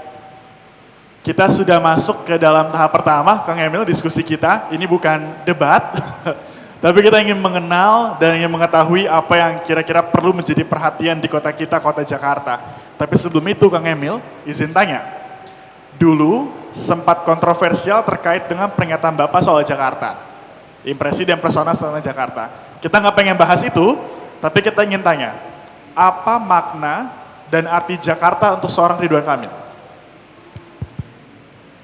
Ya, dulu saya SJW juga, ya, Social Justice Warrior juga. Dulu cara saya meluapkan kemarahan, saya bikin komunitas. Bikin Bandung Creative Forum, bikin Indonesia Berkebun, ya, dan lain sebagainya. Termasuk meluapkan isi pikiran yang liar, yang kadang-kadang diksi bahasanya mungkin dulu kurang bijak lewat media sosial kan. Tapi kan prinsip hidup sederhana, kalau keliru minta maaf. Maka saya sudah minta maaf. Dan minta maaf saya terpaksa 5 tahunan karena selalu dimunculkan lagi tiap 5 tahun. Jadi udah minta maaf 2013 saat wali kota Bandung, minta maaf lagi 2018, muncul lagi, minta maaf lagi 2024, gak ada masalah. Ya. Bagian dari pelajaran hidup. Nah bagi saya, Jakarta sekarang adalah dia epicentrum dari harapan. Semua orang ke sini satu, ingin sejahtera. Karena dibandingkan tempat-tempat lain, semua ekosistemnya ada di sini. Yang kedua, setelah saya masuk ke kampung-kampung kumuh ya, the most impressive value ya, adalah semangat survival orang Jakarta menurut saya. Dia bisa hidup dengan sangat sedikit, dia bisa hidup dengan ruangan yang sangat sempit, dia bisa hidup dengan apa adanya demi hari esok buat si anak-anaknya itu lebih baik. Jadi menurut saya survival spiritnya itu luar biasa. Ya. Yang ketiga, ya, karena banyak sekali ya, bagi saya Jakarta adalah wajah heterogenitas Indonesia. Tidak ada semangat keberagaman yang paling beragam kecuali Jakarta. Ya, ada lebih dari puluhan organisasi etnisitas. Ya, ada semua jenis pekerjaan ada di sini. Dari ekonomi real sampai ekonomi kripto, ekonomi carbon trading, ekonomi yang gitu-gitu yang tidak dipahami itu ngumpulnya di sini juga. Ya, jadi itulah kenapa saya bilang, saya simpulkan ya, Jakarta adalah still dan will be the center of civilization of Indonesia. Jadi Jakarta adalah pusat wajah peradaban Indonesia. Kalau mau lihat Indonesia seperti apa, ya itulah di wajah Jakarta. Saya kira itu. Siap, terima kasih Kang Emil. Dan mungkin kita akan bicara sedikit terkait dengan visi misi Pak. Bapak sempat bilang bahwa tadi juga menyuarakan bahwa Jakarta ingin dijadikan sebagai kota global. Meski memang itu merupakan satu amanat dari Undang-Undang Nomor 2 Tahun 2024 ya, tentang daerah khusus Jakarta. Mungkin saya ingin tanyakan sedikit ke Kak Afu ya. Apa sih yang jadi syarat kota global itu? Dan kira-kira menurut Anda apakah tadi yang disampaikan Kang Emil sudah bisa menjadi mesin dalam tanda petik untuk menuju kota global itu? Silakan. Selamat malam sebelumnya Kang Emil, selamat malam Kak William dan teman-teman semua di sini. Ini suara aku kedengeran ya? Agak bergema. Oke. Iya, jadi mungkin ini sebagai perkenalan juga, saya juga sama-sama orang tadinya KTP Jawa Barat pindah ke Jakarta, Pak. Jadi memang ini Jakarta ini memang harusnya kota yang mau welcome semua tadi ya keterwakilan wilayah. Kak William, aku ingin mulai dengan bilang bahwa sebenarnya Jakarta sebagai kota global itu harusnya bukan tujuan, tapi kendaraan untuk mencapai sesuatu gitu kan. Jakartanya menjadi kota globalnya sendiri itu belum tentu baik untuk masyarakatnya gitu kan. Artinya prasyarat-prasyarat yang banyak versinya lah ya, ada maksudnya framework yang Bapeda pakai, yang mungkin secara global dipakai, itu semua kan sebenarnya semangatnya meninggikan standar kualitas hidup gitu kan. Nah mungkin sebenarnya kalau kita tanya kemudian, oke, Jakarta sebagai kota global itu adalah alat untuk mencapai tujuan apa? Nah tujuan inilah yang sebenarnya kita yang mendefinisikan sebagai warga gitu kan, kita ingin kota seperti apa. Dan salah satu tugas pemimpin dalam hal ini gubernur adalah juga mengidentifikasi masalahnya dulu. Bahkan sebelum kita masuk ke solutioning gitu kan. Kalau tadi Kang Emil menyampaikan 50% dari ide-ide dari calon pemerintahnya gitu, misalnya 50% lagi sebenarnya ide-ide dari warga gitu kan. Tapi bahkan sebelum masuk ke ide itu kan solutioning ya, solusi. Tapi step yang lebih penting sebelumnya itu problem identification-nya dulu, sama nggak nih pemahaman kita terhadap masalah gitu. Nah tadi mungkin sedikit komentar juga, beberapa masalah yang sudah diidentifikasikan adalah tentang kesenjangan salah satu yang paling parah. Saya sepakat sama problem ini dan saya sepakat bahwa ini adalah salah satu masalah yang paling urgent. Karena kalau kita bicara Jakarta berjalan sebagai kota global, tapi underlying atau apa ini namanya ketidaksetaraan atau inequality-nya sangat-sangat parah gitu. Maka ini kita kotanya tuh jadi global untuk siapa gitu kan, malah tidak untuk warga aslinya yang tadi masih ada banyak masalah-masalah kesejahteraan. Jadi itu. Nah sekarang dan ada beberapa masalah lain ya, tadi dibahas juga terkait dengan housing, terkait dengan transportasi, pendanaan, mental health dan sebagainya. Jadi saya sepakat dalam konteks problem identification tadi, tapi mungkin yang menarik ada beberapa ide tentang bagaimana tadi mungkin menjadikan Jakarta kota global tadi atau ide-ide programnya yang bisa kita telusuri lebih lanjut lah gitu ya artinya. Jadi yang pertama sebenarnya yang jadi menarik Kang Emil kalau boleh komentar sedikit, karena saya latar belakangnya ekonomi. Saya suka sekali sebenarnya sama ide desentralisasi ini gitu ya. Jadi saya selalu merasa bahwa pengalokasian sumber daya ke semakin kecil, semakin di breakdown, semakin terdesentralisasi itu baik karena memungkinkan proses yang lebih demokratis gitu. Tapi pada saat yang bersamaan kalau belajar dari dana desa, salah satu tantangan yang paling nyata dari dana desa itu sebenarnya kan elite capture atau pembuatan keputusannya terperangkap oleh elit-elit di wilayah tersebut, di desanya. Jadi ini temuan apa namanya tesis S2 saya, justru misalnya implementasi dana desa itu justru yang mengatur nanti pemanfaatan 1 miliar ini justru yang karena ada power relations kan di dalam RW-nya itu jadi bisa jadi potensi isu gitu ya. Jadi itu mungkin menarik. Kemudian syarat lain mungkin Kak William adalah tentu saja ini ya, bahwa prosesnya itu atau Jakarta itu menjadi kota yang inklusif. Nah apa artinya sebuah kota yang inklusif?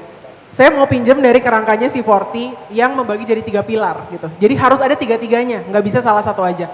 Kota yang inklusif itu katanya satu, perencanaan kotanya inklusif.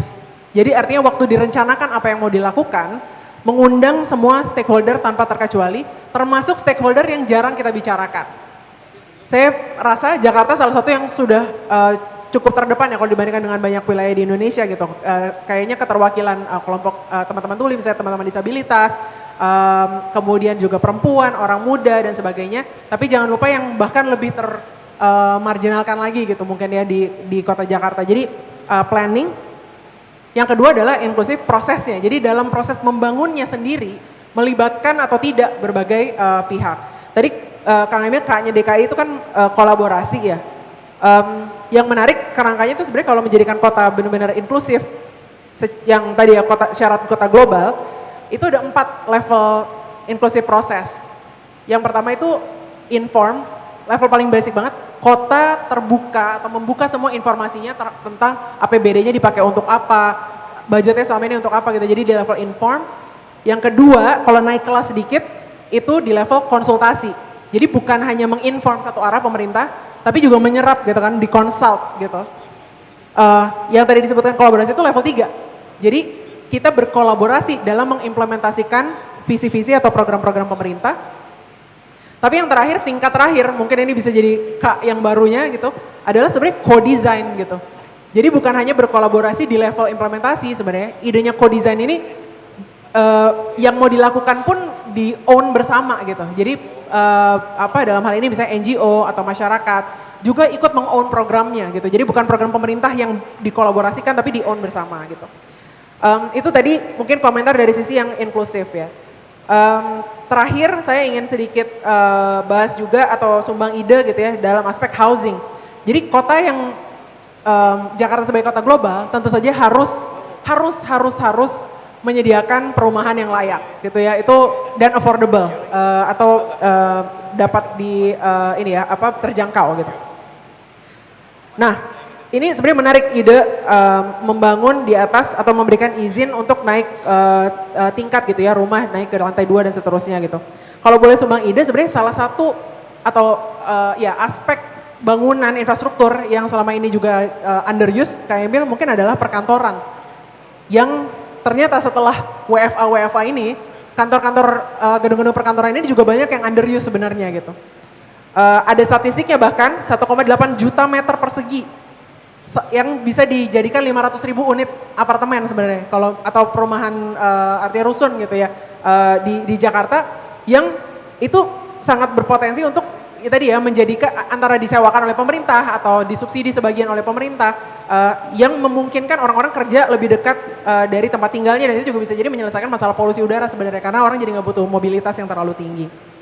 Yang menarik, saya baca di website bagus banget ini namanya bijakpilkada.id. Kalau teman-teman mau lihat bijakpilkada.id, di website bijakpilkada.id ini ada informasi tentang, jadi selama ini penggunaan APBD Jakarta itu untuk apa saja. Nah, penasaran nggak berapa persen dari APBD Jakarta digunakan untuk housing? Ternyata angkanya cukup kecil ya, 2,75% saja dari 80 sekian triliunnya Jakarta saat ini. Spending terbesar tentu saja 20 sekian persen pendidikan, 13 sekian persen kesehatan, 9 sekian persen infrastruktur jalanan dan sebagainya. Yang menarik, kemudian saya hitung tadi 2,7 triliun ya Kang Emil, 2,7 triliun yang mau dibagikan ke RW-RW, itu sebenarnya kalau dikonversi ke dalam berapa persennya APBD Jakarta, itu 2,5%. Kayak zakat ke RW jadinya ya, angkanya menarik.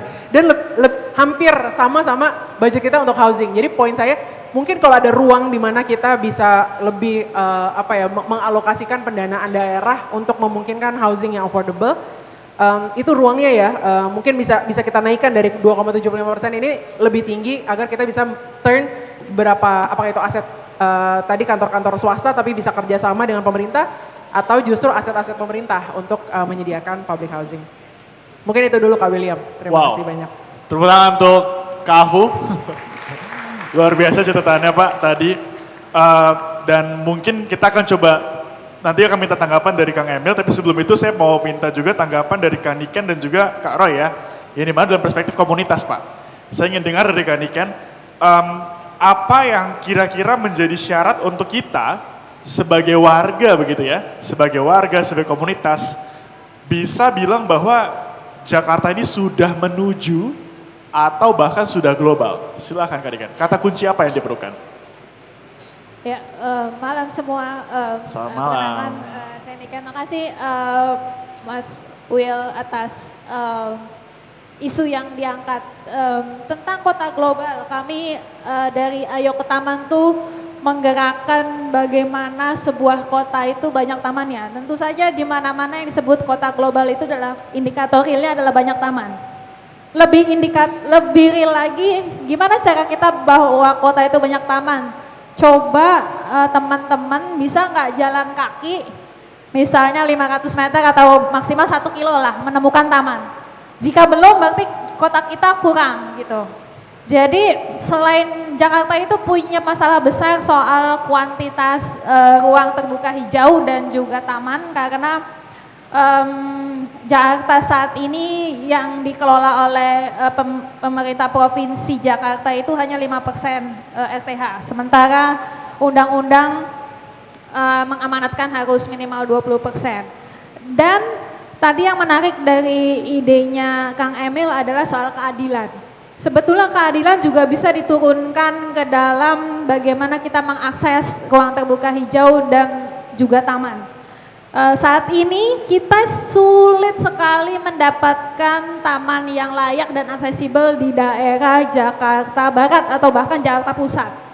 Kita lebih mudah mendapatkan atau menemukan berjalan kaki mendapatkan taman di Jakarta Selatan dan juga Jakarta Timur gitu. Apalagi teman-teman di Kepulauan Seribu. Jadi soal keadilan bagaimana mengakses ruang terbuka hijau dan juga taman itu masih timpang gitu ya. Itu kota global. Terus kenapa sih kita mesti punya banyak taman? Karena balik lagi ke tadi Kak Afu bilang soal kualitas hidup. Kualitas hidup itu harus, warganya itu harus sehat. Untuk bisa bekerja dengan baik gitu ya, bersekolah dengan baik, maka kita harus sehat, dan kesehatan itu salah satunya bisa didukung dengan keberadaan taman, karena kalau udah ada taman kita pasti bergerak lebih banyak, itu pasti. Sehat secara fisik dan juga mental. Tadi Kang Emil mengungkit isu Jakarta soal stres, dan itu sebetulnya isu ruang terbuka juga erat kaitannya, karena ada studi secara psikologis melihat kehijauan itu menurunkan stres kita. Jadi kalau teman-teman merasa stres, apalagi di pandemi, kenapa pandemi kita, pada saat pandemi kita tingkat stres tinggi, kita hanya berada dalam ruangan. Coba misalnya teman-teman yang ruang kerjanya gitu berbatasan dengan tembok, coba alihkan pandangan di mana kita bisa ngelihat jendela yang bisa melihat kehijauan, itu secara psikologis terbukti gitu. Jadi keberadaan ruang terbuka hijau sekali lagi dan juga apalagi taman bisa menunjang Jakarta menjadi kota global yang mendukung kualitas hidup warganya lebih tinggi, dengan catatan harus berkeadilan, di mana semua orang itu harus bisa mengakses taman dari tempatnya masing-masing. Mungkin begitu. Siap, terima kasih Kak Niken. Boleh tepuk tangan untuk gagasan Kak Niken. Mungkin Bapak mau tanggapin dulu atau mau dari Mas Roy dulu ya? Oke, siap. Dari Mas Roy, silakan. Apa yang dari perspektif yang fokus pada transportasi, kan ini paling penting Mas ya, dan menuju kota global apa nih yang perlu diperhatikan? Silakan. Oke, Assalamualaikum warahmatullahi wabarakatuh. Suara saya jelas ya. Mohon maaf nih Pak, suara saya agak koslet abis euforia timnas lawan Arab Saudi kemarin. Jadi walaupun muka saya rada mirip timnas Arab Saudinya, tapi suara saya yang koslet ini membuktiin cinta saya terhadap tanah air Pak, kira-kira gitu. Ya, ini bicara transportasi, jadi kami izin mewakili forum diskusi transportasi Jabodetabek. Kita komunitas sudah tepat tahun ini 10 tahun berdiskusi, berdialog seputar transportasi, dan alhamdulillah pada tahun 2022 kami juga dapat payung hukum Pak dalam bentuk keputusan Gubernur nomor 31 tahun 2022 soal ini panduan peta transportasi yang diketok palu sebagai payung hukum wayfinding transportasi DKI, dan alhamdulillah kita juga dilibatkan untuk diminta bantuan Pak, sampai teman-teman Kota Bandung udah siapin satu lagi buat Bapak.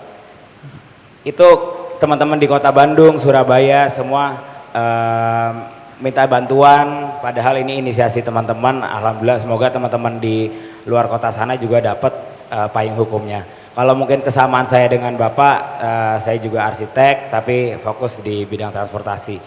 Yang kita sekarang agak keluhkan Pak. Sebetulnya transportasi kita ini menuju kota global sebetulnya ya.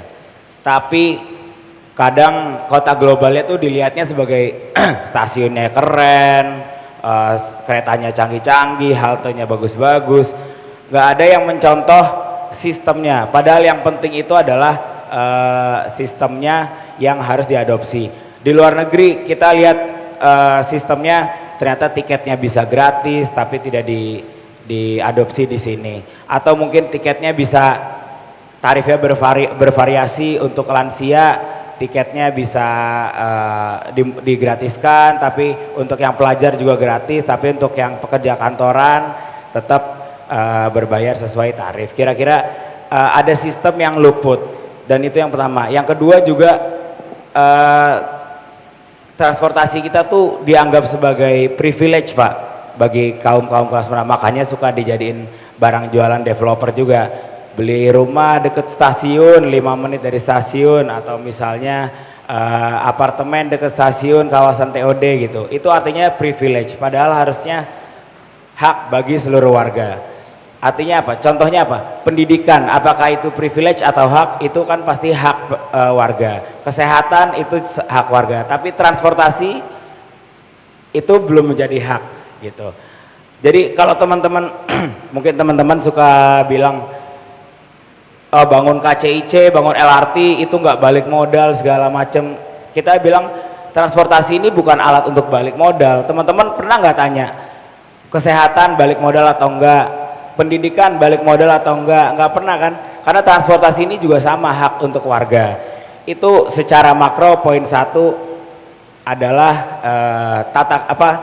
mindsetnya dulu yang mungkin diubah kalau memang mau menuju kota global. Jadi jangan cuma dilihat fisiknya, tapi juga dilihat sebagai mindsetnya dulu supaya kita bisa lebih secara mikronya pasti lebih enak Pak kalau mindsetnya udah begitu. Kita akan mikirin gimana lansia bisa bertransportasi umum, kita bisa mikirin pengaturan tarif tiket yang adil dan perbaikan prasarana dan juga pengembangan lainnya. Kalau soal program transportasinya Kang Emil sih mungkin karena waktu juga terbatas, mudah-mudahan dari yang kami simak Pak, pengembangan jalur bus Transjakarta akan dilanjutkan, mikrotrans juga akan sampai ke kampung-kampung, ke area-area terpencil. Jadi mohon itu jadi komitmen, karena balik lagi first mile ataupun last mile itu penting Pak. Yang menentukan orang naik transportasi di kota global itu pertama dia keluar rumah.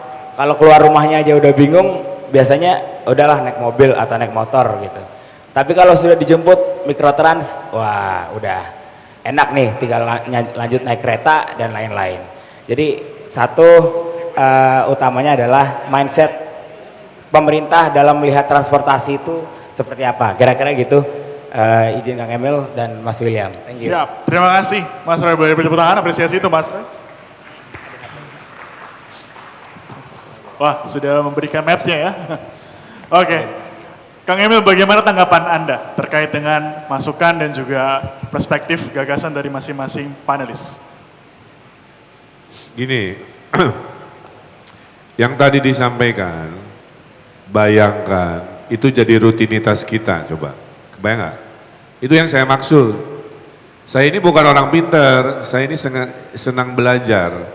Kalau saya banyak ngomong dengan data, itu akumulasi pengalaman. Tapi tidak semua hal saya ketahui. Ya. Saya baru dengar tadi, gara-gara COVID, gara-gara WFH, kita survive, hidup produktif, tapi nggak harus ke kantor-kantor di Sudirman Tamrin. Menghasilkan ruang nganggur berapa tadi? 1,8 juta meter nggak dipakai, termasuk mohon izin ya, saya ke Glodok 4-5 lantainya kosong, saya ke Tamrin City sekian lantainya kosong, itu dikonversi berapa unit tadi? 500.000, coba rakyat Jakarta tiba-tiba bisa tinggal di sini. Ke GBK yang menyenangkan itu, saya kalau ke GBK kayak dunia lain gitu ya, saya bawa orang Korea ke GBK. Oh Ridwan, I didn't know that you have a Central Park di Jakarta. Bayangan dia tuh kerasnya ala-ala Gangnam-nya di sini, Ternyata di GBK ada hutan kota, ya. Dia surprise. Dia bilang next time I go here, Ridwan I go GBK. Itu contoh lah ya. Jadi prinsip pertama, saya akan memperbesar huruf D-nya itu, K-nya kolaborasi. Saya ingin merutinkan karena maaf ya, dalam sistem politik Indonesia, kolaborasi itu cuma satu pintu, namanya musrenbang. Musrenbang itu terlalu jadul, ya, nggak susah nangkep substansinya, yang lama-lama hanya urusan ngajuin proposal. Hal-hal begini hampir nggak ada. Maka saya komit ke beberapa grup di Jakarta, yuk 5 tahun berikut mah beda. Kita bikin aspirasi kayak begini, siapapun IO-nya, hasilnya dijadikan komitmen. Tuh ya. Makanya tadi ide ekonomi, ide kolaborasi ingin saya lakukan. Kenapa saya kasih gagasan 1 miliar per 5 tahun per RW? Karena saya sudah pernah lakukan. Dan itu adalah kolaborasi dari sejak mendesain bersama, merencanakannya juga bersama, jadi bukan mengeksekusi bersama. Bukan idenya gubernur, saya kasih tolong kamu kerjain.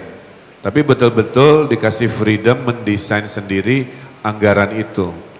Supaya tidak terjadi seperti dana desa, karena kebingungan jadi korupsi, jadi salah akuntansi.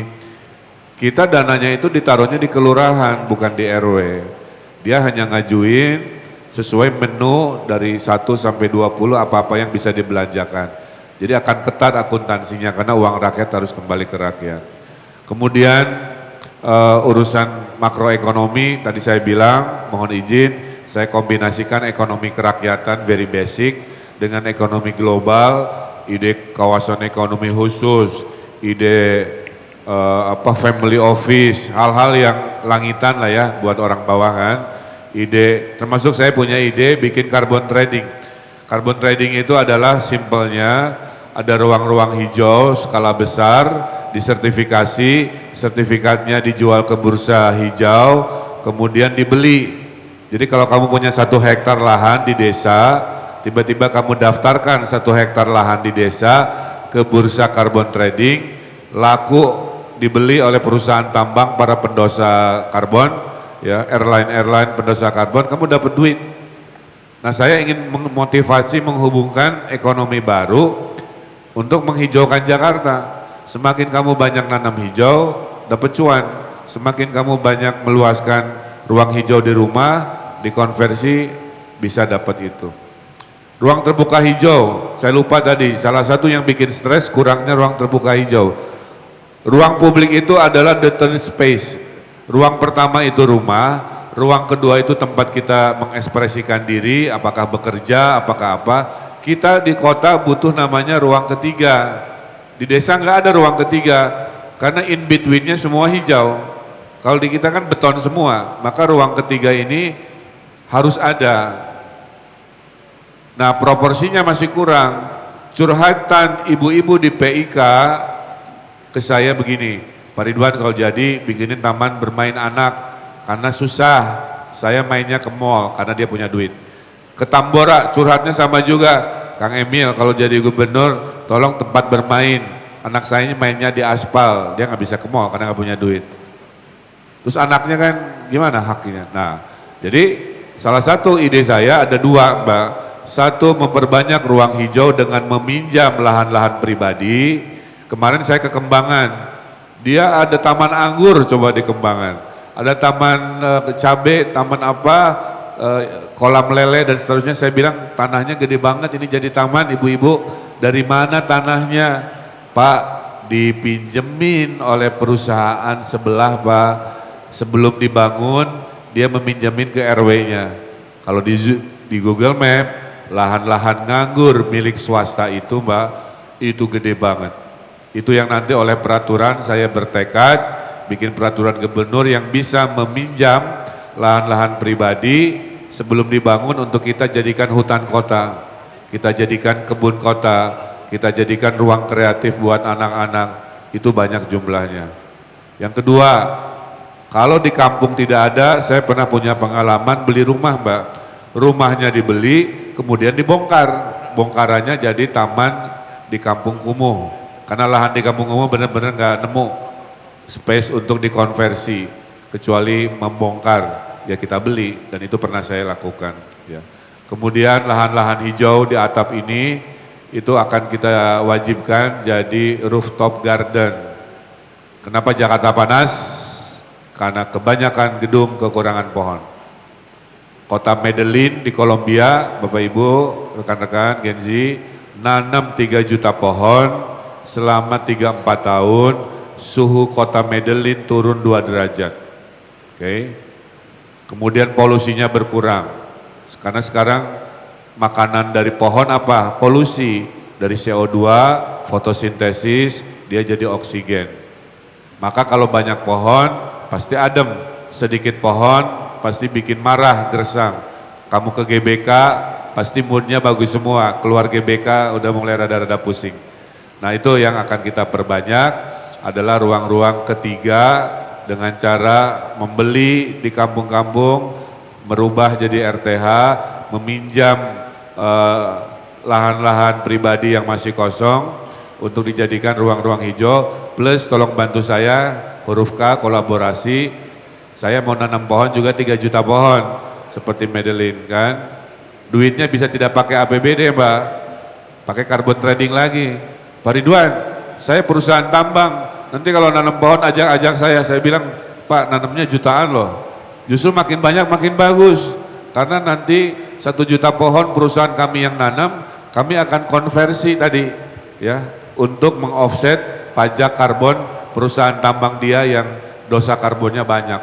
Jadi ini ada hal-hal baru tadi, mohon maaf yang saya bilang, ide gubernur lama saya pertahankan yang bagus-bagus, tapi ada hal-hal baru yang ingin saya hadirkan, salah satunya itu. Kemudian yang ketiga, terakhir, transportasi, saya bagi 2 ideologinya ya, kalau boleh. Kenapa Pak JK bilang begini Mbak, Kang Emil kalau jadi gubernur ya, permasalahan Jakarta cuma 1 akarnya, gara-gara salah konsep perumahan, itu ya.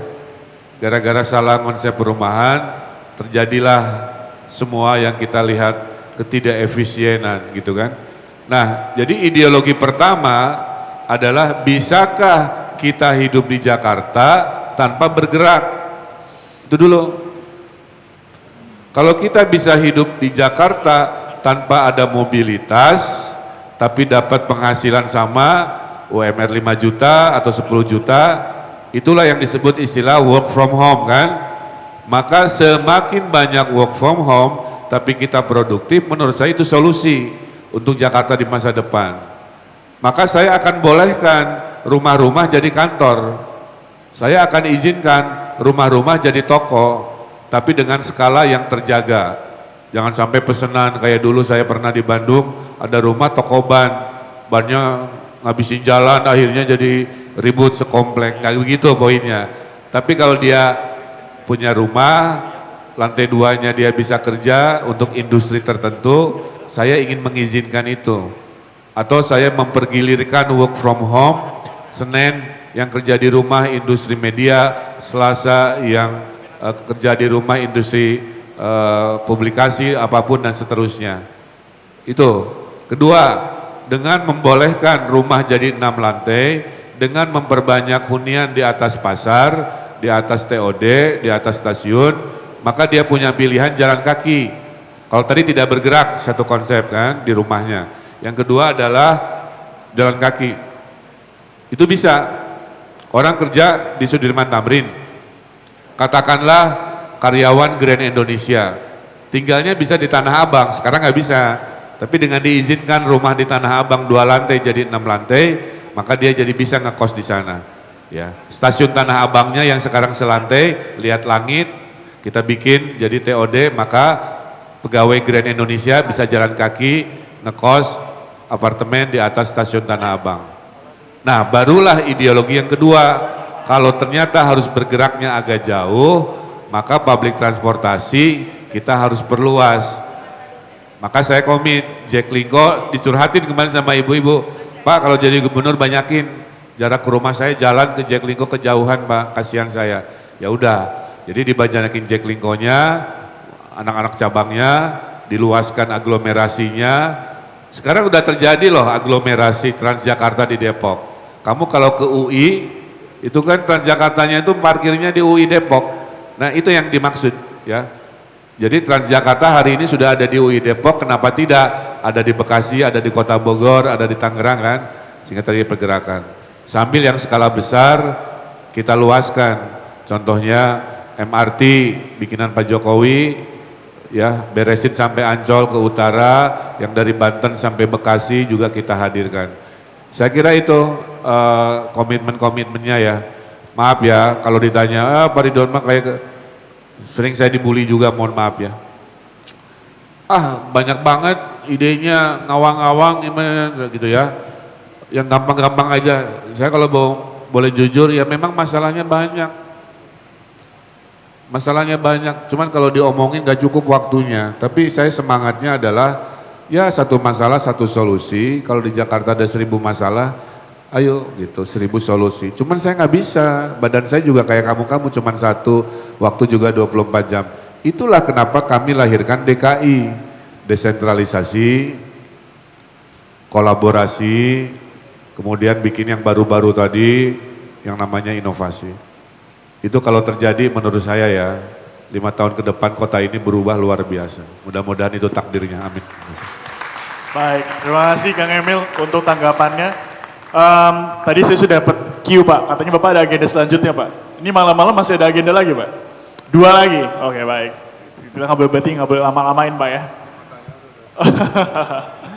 Oke, mungkin kita langsung bergeser Pak. Ada 2 penanggap yang sedari awal memperhatikan diskusi kita dan mungkin ingin curhat gitu Pak ya, menyampaikan beberapa catatan yang perlu diperhatikan. Yang pertama dari Ibu Eti Teja Laksana, beliau merupakan sosok aktif yang bergerak di bidang pariwisata dan ekonomi kreatif dan mempromosikan seni dan budaya Indonesia lewat Mula Indonesia, Yayasan Kota Tua dan Festival Budaya.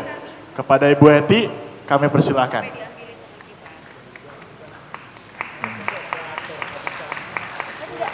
Terima kasih Kak William. Assalamualaikum warahmatullahi wabarakatuh. Waalaikumsalam. Selamat malam, selamat berkonsistensi Pak Ridwan. Gitu loh. Dari pembicaraan atau dari diskusi yang dilakukan, saya mencatat ada beberapa Pak. Nomor 1, pendidikan. Saya kepingin Bapak juga mengeluarkan apa sih ide-ide pendidikan buat Jakarta tentunya, karena ini menurut saya penting sekali. Nggak usah dijawab sekarang, tapi mungkin menjadi catatan next, karena waktu kita juga kan sangat terbatas. Nomor 2 Pak, tadi Bapak bercerita tentang kota global yang memiliki event-event yang baik gitu loh. Kalau kita bicara event, saya rasa nggak cuma event-event yang berbau modern ya, seperti seni musik yang kita miliki, ataupun kita harus mendatangkan artis-artis dari luar. Karena saya pikir melestarikan dan memberdayakan budaya kita itu juga penting. Kebetulan saya bergerak di Kota Tua Pak, saya komitmen dengan bagaimana budaya ini tetap eksis ada di Jakarta, karena kita tahu Jakarta adalah melting point. Tadi Bapak udah ceritakan bahwa Jakarta ini tempat kumpulnya melting pot dari semua suku bangsa dan negara, saya rasa gitu loh. Jadi Jakarta bisa menjadi sebuah wadah untuk bagaimana kita melestarikan dan mengembangkan budaya kita. Jadi nggak K-pop aja yang dikejar oleh anak-anak kita. Karena saya berasa sekali Pak, saya umur 58, maaf nyatut. Saya umur 58, anak-anak saya tuh nabung, hasil kerjanya cuma buat nonton model-model konser gitu loh. Terus kemana budaya kita nantinya? Ini di rumah saya sendiri gitu loh, apalagi untuk secara global tentunya. Jadi 2 catatan saya itu yang saya titipkan kepada Bapak, dan yang terpenting dari semua planning ataupun rencana-rencana DKI ataupun tadi masukan-masukan dari sahabat-sahabat saya yang begitu luar biasa, bagaimana caranya mengkontrol, karena ini paling penting Pak, mengkontrol berupa aturan dan lain-lain. Karena kita lihat yang sudah berhasil, saya lihat MRT Pak. Kita dulu saya berpikir kenapa ya kita kalau pergi ke Singapura kita bisa tertib, nggak buang sampah sembarangan. Sementara di negara kita sampah adanya di mana-mana. Saya pikir cuma negara lain yang bisa. Ternyata MRT membuktikan bahwa dengan kontrol, dengan mengingatkan itu berjalan. Alhamdulillah sampai hari ini setelah sekian tahun MRT the best dengan kebersihannya, dengan aturannya, orang nggak boleh sembarangan dan lain-lain. Jadi apapun planning yang kita miliki tanpa kontrol, tanpa aturan yang dijalani, saya rasa itu nol. Itu saja sih. Terima kasih kesempatannya. Plus Jakarta luar biasa. Terima kasih Ibu Eti Tejalaksana dari Mulai Indonesia. Dan selanjutnya dari Mas Harits Kamaludin, mewakili kelas menengah alumnus studi perkotaan perantau Jakarta. Silakan kepada Mas Harits. Selamat malam semuanya. Selamat malam Pak Ridwan Kamil, selamat malam panelis, selamat malam teman-teman warga kelas menengah. Di sini siapa yang warga kelas menengah? Tepuk tangan. Kelas menengah ya, yang nggak bisa punya rumah ya? Iya, nggak punya rumah, yang susah nabung, yang harus kemana-mana commuting. Boleh tepuk tangan dulu untuk kita semua. Oke. Iya Pak, mungkin saya izin memperkenalkan diri, Pak Ridwan Kamil, nama saya Haris, saya adalah warga berKTP Cimahi, tapi sekarang saya tinggal di Jakarta untuk tadi ya mencapai mimpi dan juga mencapai kesejahteraan, sama seperti yang Bapak tadi sampaikan. Pak Ridwan Kamil, saya sebenarnya background saya adalah mahasiswa lulusan planologi tata kota, jadi mungkin kita bisa banyak diskusi ya untuk bahas soal tata kota ini. Tapi mungkin yang saya pernah pelajari Pak saat berkuliah soal bagaimana sebenarnya kota itu hidup dan maju, itu kan ada 3 unsur. Pertama work, yaitu berarti bagaimana ekonomi kota itu bertumbuh dan berkembang. Kedua place atau fisiknya Pak, bagaimana fisiknya atau infrastrukturnya maju. Tapi yang tidak kalah penting adalah folk atau rakyatnya, atau warga yang bahagia, yang sejahtera dan mampu produktif dan akhirnya ikut berkarya untuk kotanya. Kami sebagai warga kelas menengah sebenarnya juga punya banyak potensi Pak, punya banyak pengetahuan yang bisa kami kontribusikan untuk Jakarta yang lebih maju Pak. Karena kami mungkin ya bisa dibilang sebagai kelompok yang ada di tengah-tengah, punya pendidikan yang bagus, punya pekerjaan yang mungkin layak. Jadi sebenarnya punya eager untuk membangun Jakarta dan bisa bersama-sama kolaborasi. Tapi realitanya ini kadang kelompok ini kan sering dianggap bisa kerja sendiri. Jadi kayak ya udah nggak usah dibantuin deh, karena kan lu bisa kerja sendiri tuh, bisa hidup sendiri, bisa kerja sendiri. Tapi masalah yang ada di kelas menengah ini mungkin teman-teman relate juga kan tidak sederhana ya, bukan soal kerja keras doang. Ada masalah-masalah kompleks yang berhubungan dengan semua yang tadi mungkin Pak Ridwan Kamil sampaikan dan teman-teman panelis sampaikan. Makanya sebenarnya tadi saya mewakili kelas menengah sangat mengapresiasi beberapa gagasan-gagasan besar Ridwan Kamil yang mengedepankan desentralisasi dan juga kolaborasi. Karena tadi balik lagi kelas menengah sebenarnya ingin berkontribusi untuk membantu membangun Jakarta lebih baik lagi.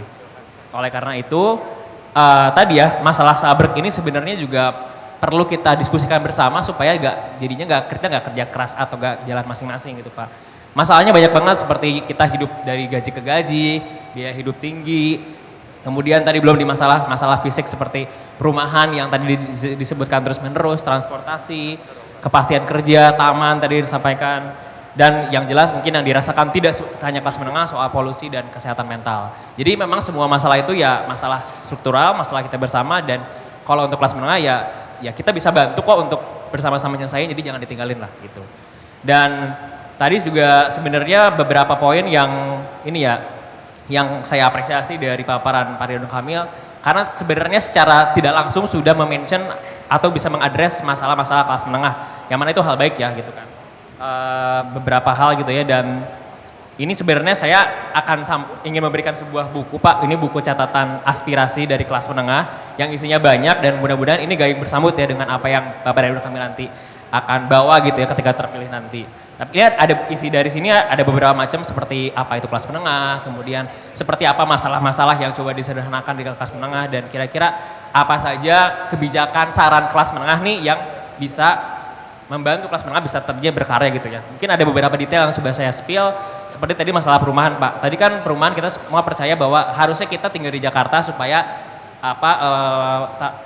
perjalanan bisa dikurangi dan hidup bisa lebih bahagia. Tapi mungkin ada beberapa hal teknis kayak misalkan selain dengan meningkatkan atau menambah hunian-hunian baru, mungkin bisa dimanfaatkan juga Pak kayak hunian-hunian yang sudah ada kayak rusun, atau mungkin bisa juga ada opsi pembiayaan yang lebih masuk akal, karena kan tidak hanya asetnya tapi kan harga juga ngaruh tuh buat kelas menengah. Jadi mungkin opsi sewa bisa ditambahkan atau bisa mengoptimasi rusun yang sudah ada, atau ya opsi-opsi lain. Jadi ada beberapa hal teknis yang nanti bisa dipelajari di sini.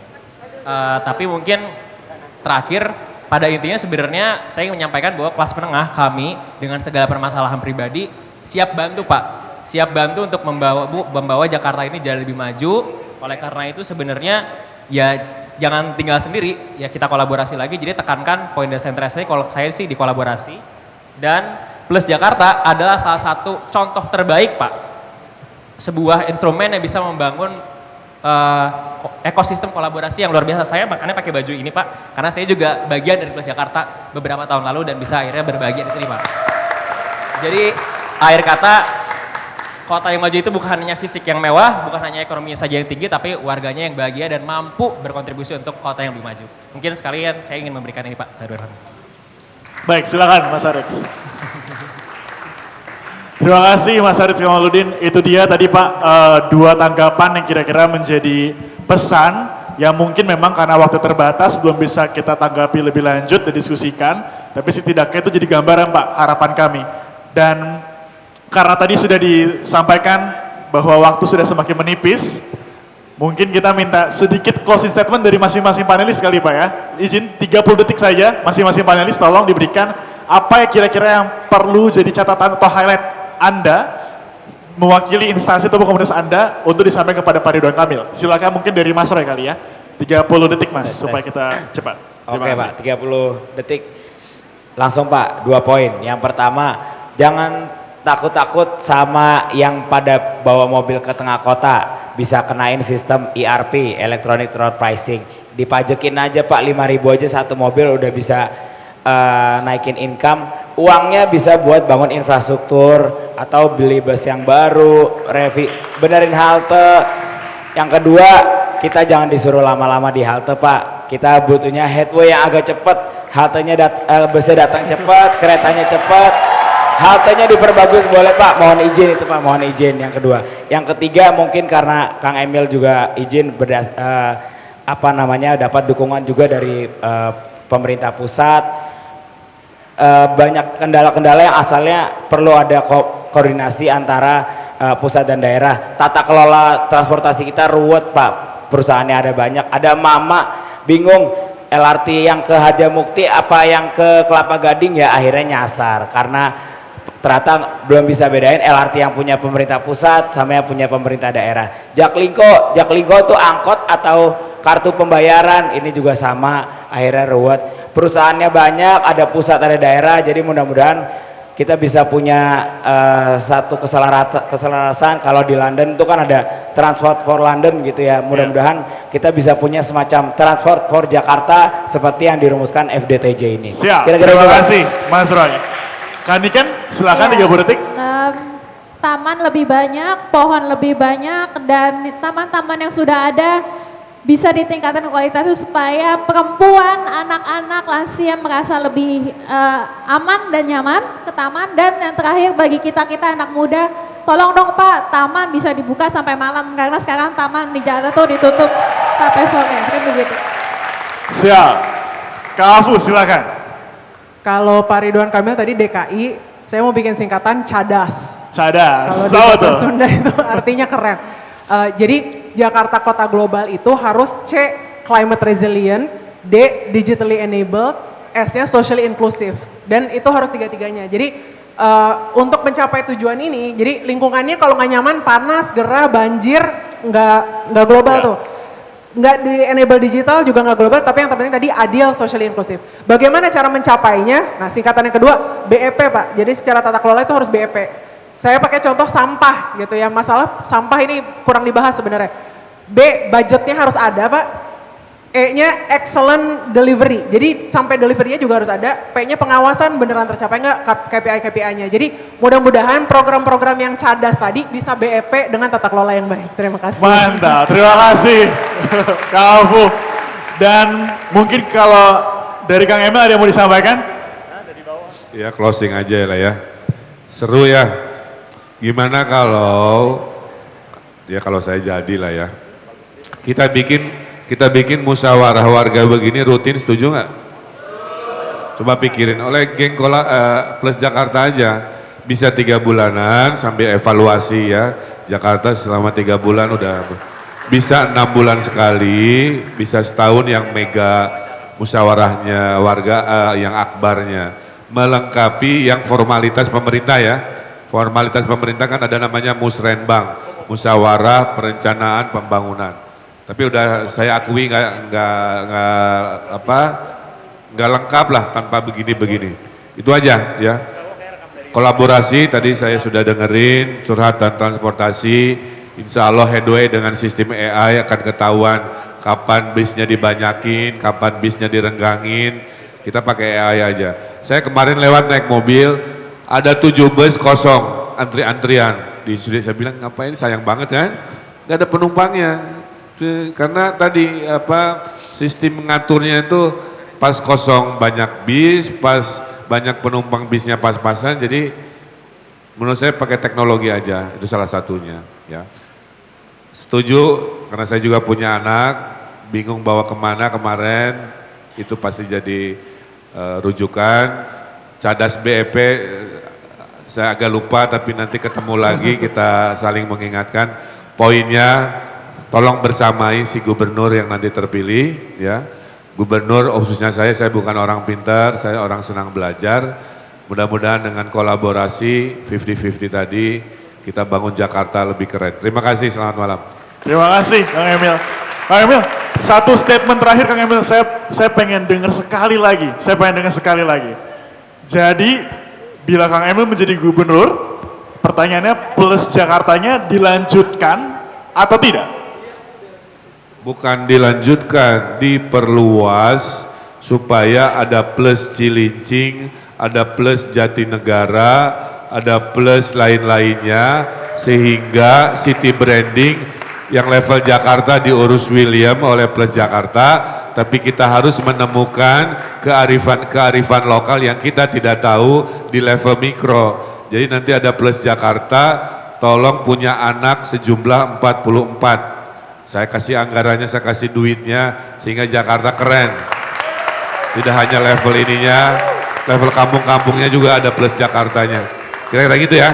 Siap, itu dia Bapak Ibu sekalian, Ridwan Kamil. Beri tepuk tangan yang meriah kepada Bapak Ridwan Kamil. Terima kasih. Kita kembalikan kepada MC, silakan MC. Selanjutnya kepada Kak William akan memberikan piagam untuk para panelis. Jadi boleh langsung diberikan kepada Pak Ridwan Kamil terlebih dahulu. Berikut Plus Jakarta memberikan piagam untuk para panelis, terutama pertama adalah untuk Bapak Ridwan Kamil. Siap, Pak. Terima kasih Pak. Kita foto dulu.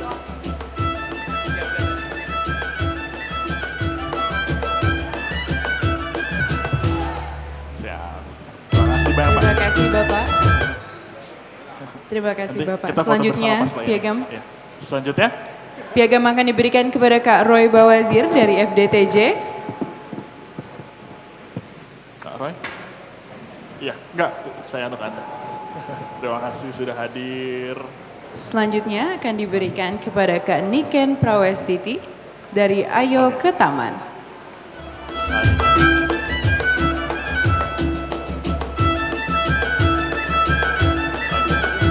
Selanjutnya diberikan kepada Kak Afutami dari Think Policy.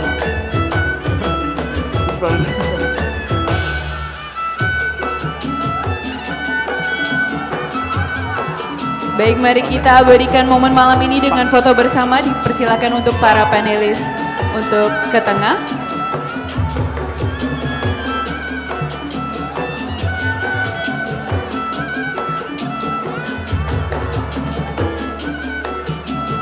Satu, dua, tiga.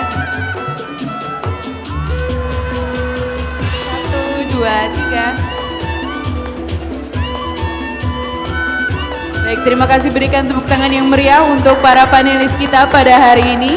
Terima kasih banyak kepada Bapak Ridwan Kamil, kepada Kak Roy Bawazir dari FDTJ, dan kepada Kak Niken Prawestiti dari Ayo ke Taman, serta Kak Afutami dari Think Policy.